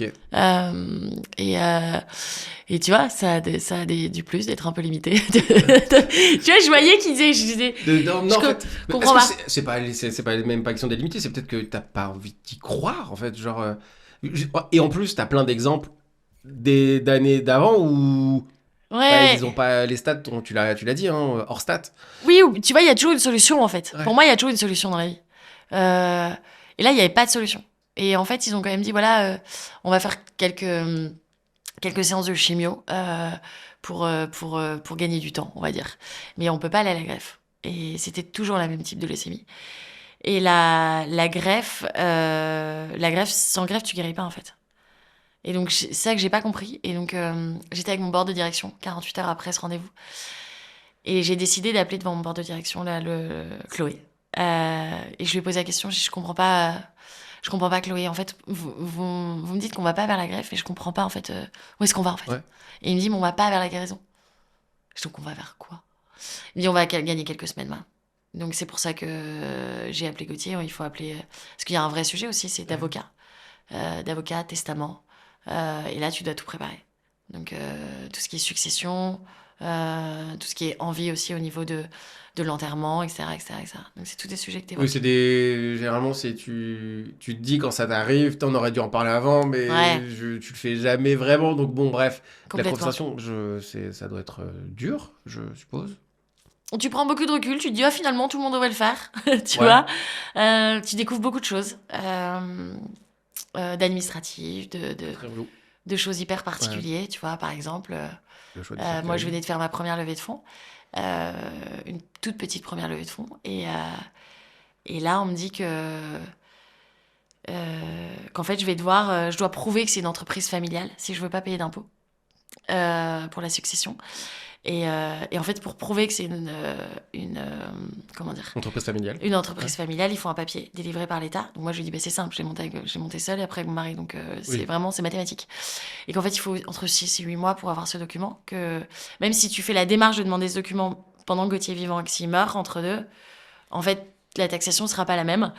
Et donc, en fait, ils te demandent de faire un versement de 500 000 euros d'impôt en avance, mais qui te Oui, rendront un jour. bah oui, je crois qu'ils font la même chose en France, hein, donc, Oui, ouais, donc, de manière ouais. encore plus importante en Ouais. plus. Mais... Donc voilà, c'est toutes ces choses-là, en fait, tu découvres, on parlait d'injustice, Ouais. on y est. Et donc, tu découvres autre chose et voilà, après... Mais en fait, enfin moi je me souviens raccrocher de mon bord de direction, tu sais, ça met mal à l'aise souvent les gens. Enfin tu vois, c'est pas un sujet où les gens sont Les là, gens oh disent, putain, ouh, trop. oui, oui, Ouh, dis-moi en plus. grave, grave, exactement. Et donc là j'ai dit ok, bon, on a tous entendu ce qu'on a entendu et on va le garder pour nous. Si Ok. vous êtes d'accord, et on va en informer absolument personne. Parce que cette information sert à rien. Ça sert à quoi de dire que tu vas être condamné à mort? Ouais. Ça t'aide pas psychologiquement et encore moins à Goth. Et donc là, je décide d'organiser, je sais pas pourquoi, une énorme soirée à la maison, tu vois. Chloé me dit rassemble tout le monde, donc tout le monde vient des États-Unis. Incroyable, vraiment tout le monde se rassemble. Et Goth est hospitalisé dans la foulée. Et il sortira pas pendant 8 mois. Ouais. Mais je me souviens de dire à Goth, Rappelle-toi, tu peux pas mourir. Ouais, grave. Grave. Genre, ok, on a entendu ce qu'a dit Chloé, ok, mais il n'y a pas de plan B, quoi. Ouais. Il n'y a pas de plan B. On reste allé, ok. Il m'a dit, ok, je vais tout faire, tu vois, c'est le pauvre. Je vais tout mettre en place. Et on a trouvé des superfuges, ça a été dur aussi au niveau couple, la 3e maladie. C'était beaucoup plus dur que les 2 premières. C'était plus dur aussi avec l'entourage. Ça a laissé plus de séquelles. En fait, la 3e, alors là, il est vraiment condamné à mort, donc là, t'as plus d'appel.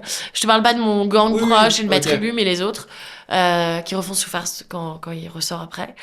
Mais c'est surtout, en fait, les gens se sont habitués à ce que tu vivais. Ouais. Et ça, c'est pas ok. Ça, c'est pas ok. Je pense que c'est humain. Je pense que c'est humain, complètement. On l'a dit, je le dis très souvent, le cerveau s'habitue à tout, au pire comme au meilleur, il normalise tout en fait. Genre à partir du moment où c'est normalisé, complètement. Bon bah ça y est, c'est pour ça qu'on s'habitue, sortir de la zone de confort, des fois c'est pas confortable d'y être, mais pourtant vu que c'est normal, c'est confortable d'être là-dedans. Donc j'avoue là-dessus, pour pas l'avoir vécu, mais limite. Tu comprends Tu comprends et je pense qu'on est même, on sait pas quoi, tu sais pas quoi faire, tu sais pas quoi dire et tu te sens complètement démuni quand t'es ami. Tu vois, genre tu te sens en mode genre en fait là maintenant là, à part être là, je sais pas quoi dire, quoi faire. Genre mais t'es dans la même situation sauf que toi t'es. Et même quand tu le vis, même quand tu le vis où j'apprends aujourd'hui le moins possible, mais des événements très durs. Même moi, je sais pas comment réagir. Alors que j'ai été quand même aidant proche et dans des situations compliquées, etc. Donc c'est même pas ça, c'est... Je sais pas. Les gens se permettent de plus d'être dans le jugement, etc. Ça t'apprend beaucoup sur la vie. La bonne nouvelle, c'est que Goat a respecté les engagements. Exactement. Goat est là. Alors, il va pas arriver, il a pas pu venir. Non. Donc, l'histoire se termine bien. L'histoire se termine à merveille. Il sort de l'hôpital, les médecins n'y croient pas. Je me souviens aller chercher Goat en fauteuil roulant, et dire allez Goat, c'est les tiens. C'était incroyable. Il sortait dans un état extrêmement compliqué. Je sais qu'il a eu des petites séquelles un peu galères. Grosse séquelles. Il a perdu la vue pendant qu'il était hospitalisé. Tu vois, il se fait opérer 2 mains de la vue. Donc, pour te dire. L'audition, il a tout perdu. Tout perdu. Ouais, oui. Il a perdu beaucoup de facultés et de traumatisme aussi. Pour moi, c'est une sorte de guerre qu'il a vécu, une forme de guerre. Et c'est un traumatisme de guerre que j'avais à la maison. C'est une sorte de trouble post-traumatique. Ouais, complètement. Okay. Et donc, se remettre a été très, très long. Parce qu'il était déjà en sous-nutrition. Donc, il est sorti à 59 kilos pour 1m83. Il est grand, ouais. Ouais. Et il est redescendu à la maison. Enfin voilà, c'est toutes ces choses où ça a été challengeant. Mais il était en vie, peu importe. Il est en vie. Et aujourd'hui, il est en vie. Et Horta a avancé. Horta a avancé. Un bébé. Complètement. Franchement, ça pourrait quasiment être un film.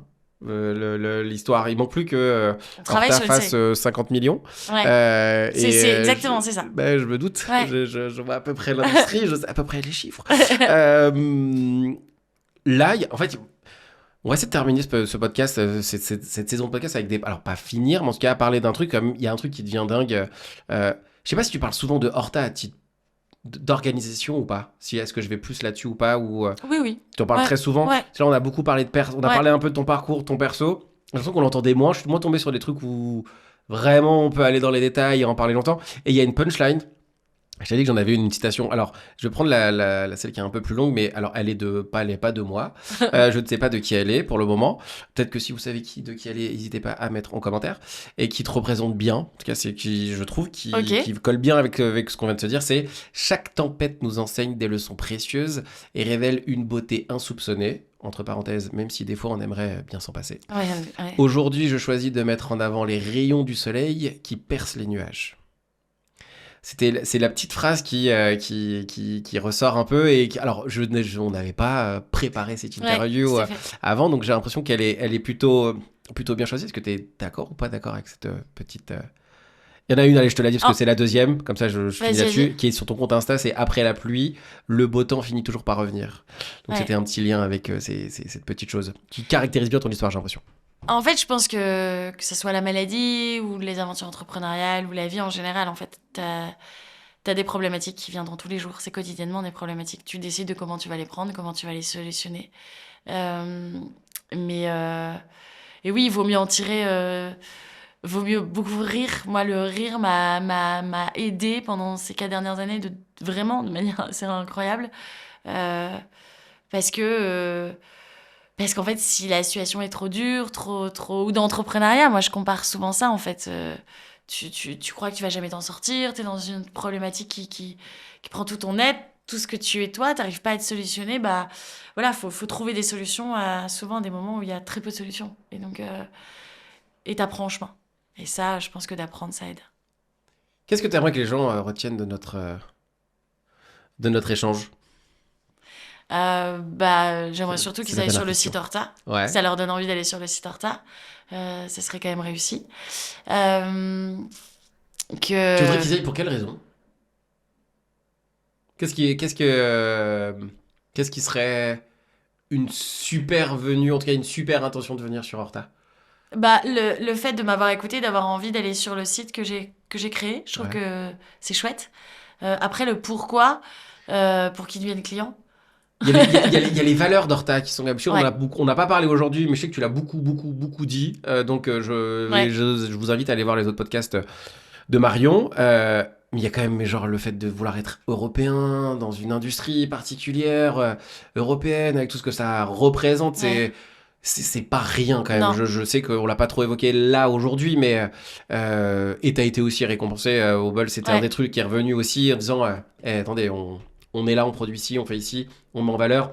Ok, c'est la Belgique, mais c'est aussi européen et on a. complètement. Donc il y a aussi cette volonté, en tout cas moi, dans ce que je ressens, si je me permets d'utiliser mes mots à moi pour le faire, mais en achetant Horta, on achète plus que simplement des jolis vêtements. Ouais, Et pour le coup, là, il y a des vraies valeurs et ça aurait été facile de ne pas le faire parce que plus facile à réaliser, plus rentable et plus complètement. tout. J'ai l'impression que moi, J'ai envie de me dire qu'on est hors sentier et qu'en fait, si t'as envie de bien consommer, tu viens chez Horta sans te poser de questions. Et moi, c'est surtout en fait que j'ai découvert ce qui se passait dans les ateliers de confection. C'est ça qui m'a donné envie de créer ça en fait. J'avais pas des valeurs très européennes. J'ai pas été élevée par des parents au niveau écologique, politique, voilà, ouais. politique, écologique, très très poussé. Et c'est quand j'ai vu ça en fait, je me dis ok, ça doit se savoir. Il faut en parler, il faut éduquer en fait. Faut dire qu'on peut faire les choses autrement. Mais Et Horta est une alternative. Un 2 3. Et Horta est une alternative au fait de pouvoir consommer autrement et en plus d'être ultra bien sapé. c'est ça, c'est ça. Après, Horta aussi évolue en fonction de la société. Tu vois, la Horta en 2017 n'a pas les mêmes problématiques qu'en 2024, déjà par rapport à sa croissance, mais aussi par rapport aux problématiques géopolitiques qu'on a rencontrées, qui ont eu des grosses incidences sur l'énergie, sur le prix de l'énergie, sur tout ça, qui rend le mot accessible un peu plus compliqué pour des marques comme les nôtres. Mais aussi une crise par laquelle on est passé, où en fait nous en tant que marketing, je veux dire quand t'arrives pas, quand tu sors du supermarché et que t'as plus d'argent et qu'en fait tu viens sur tes stories, en fait tu vois qu'il fait Horta qui dit achetez bien parce qu'à un moment donné c'est important de pas, en fait la personne va dire je m'en fous en fait. Ouais. Et donc c'est aussi ça, c'est de s'adapter sans changer tes valeurs qui sont en toi et que t'as développées, donc on s'ennuie pas. Horta, c'est quand même pas. Ce qui est bien avec ce podcast-là et tout ce que tu as fait, c'est que on voit que c'est ok une idée, une belle entreprise qui a vocation à grandir, qu'il y a une cofondatrice que je mets God dedans, Ouais, et quand même et un cofondateur qui a une histoire qui représente aussi beaucoup ce que vous mettez en avant, la résilience, la persévérance, le fait de rester ouais, dans ses valeurs, quand il est facile de aller sur un autre chemin plus facile et peut-être complètement. moins intéressant. Donc même au-delà de ça, je pense que Horta, au vu de notre podcast d'aujourd'hui, c'est aussi cool d'aller pour Horta, pour toi, Goth, et tout ce Ouais, que vous représentez, et pour faire que l'histoire, on aille chercher beaucoup plus derrière de CA pour la complètement. suite. Et je pense que si nos clientes, tu vois, elles se sont dit, ils sont sincères, parce que si on ne croyait pas en tout ce qu'on faisait, tout ce qu'on disait, on aurait arrêté avec ce qu'on a vécu personnellement. Est-ce que là, c'est la question de fin à qui on a quasiment terminé sur ça, mais on n'a pas. Qu'est-ce que tu aimerais que les gens retiennent de notre conversation d'aujourd'hui? Au-delà d'aller chez Horta, bien évidemment. Ce que j'aimerais, alors je sais pas, Je voudrais qu'ils aient passé un bon moment, surtout, qu'ils aient appris des choses, ou que ça leur a fait effet miroir avec peut-être quelque chose qu'ils vivent et que ça peut les aider, parce que je pense que écouter un podcast, c'est pour s'éduquer, pour apprendre davantage. Et donc, j'espère que ça a reflété quelque chose en eux, en tout cas. Je suis quasiment sûr. Bah écoute, je te dis merci beaucoup, Marion. Merci à toi, Roger, pour l'invitation. l'invitation. De toute façon, nous, on se revoit très très vite. Promis.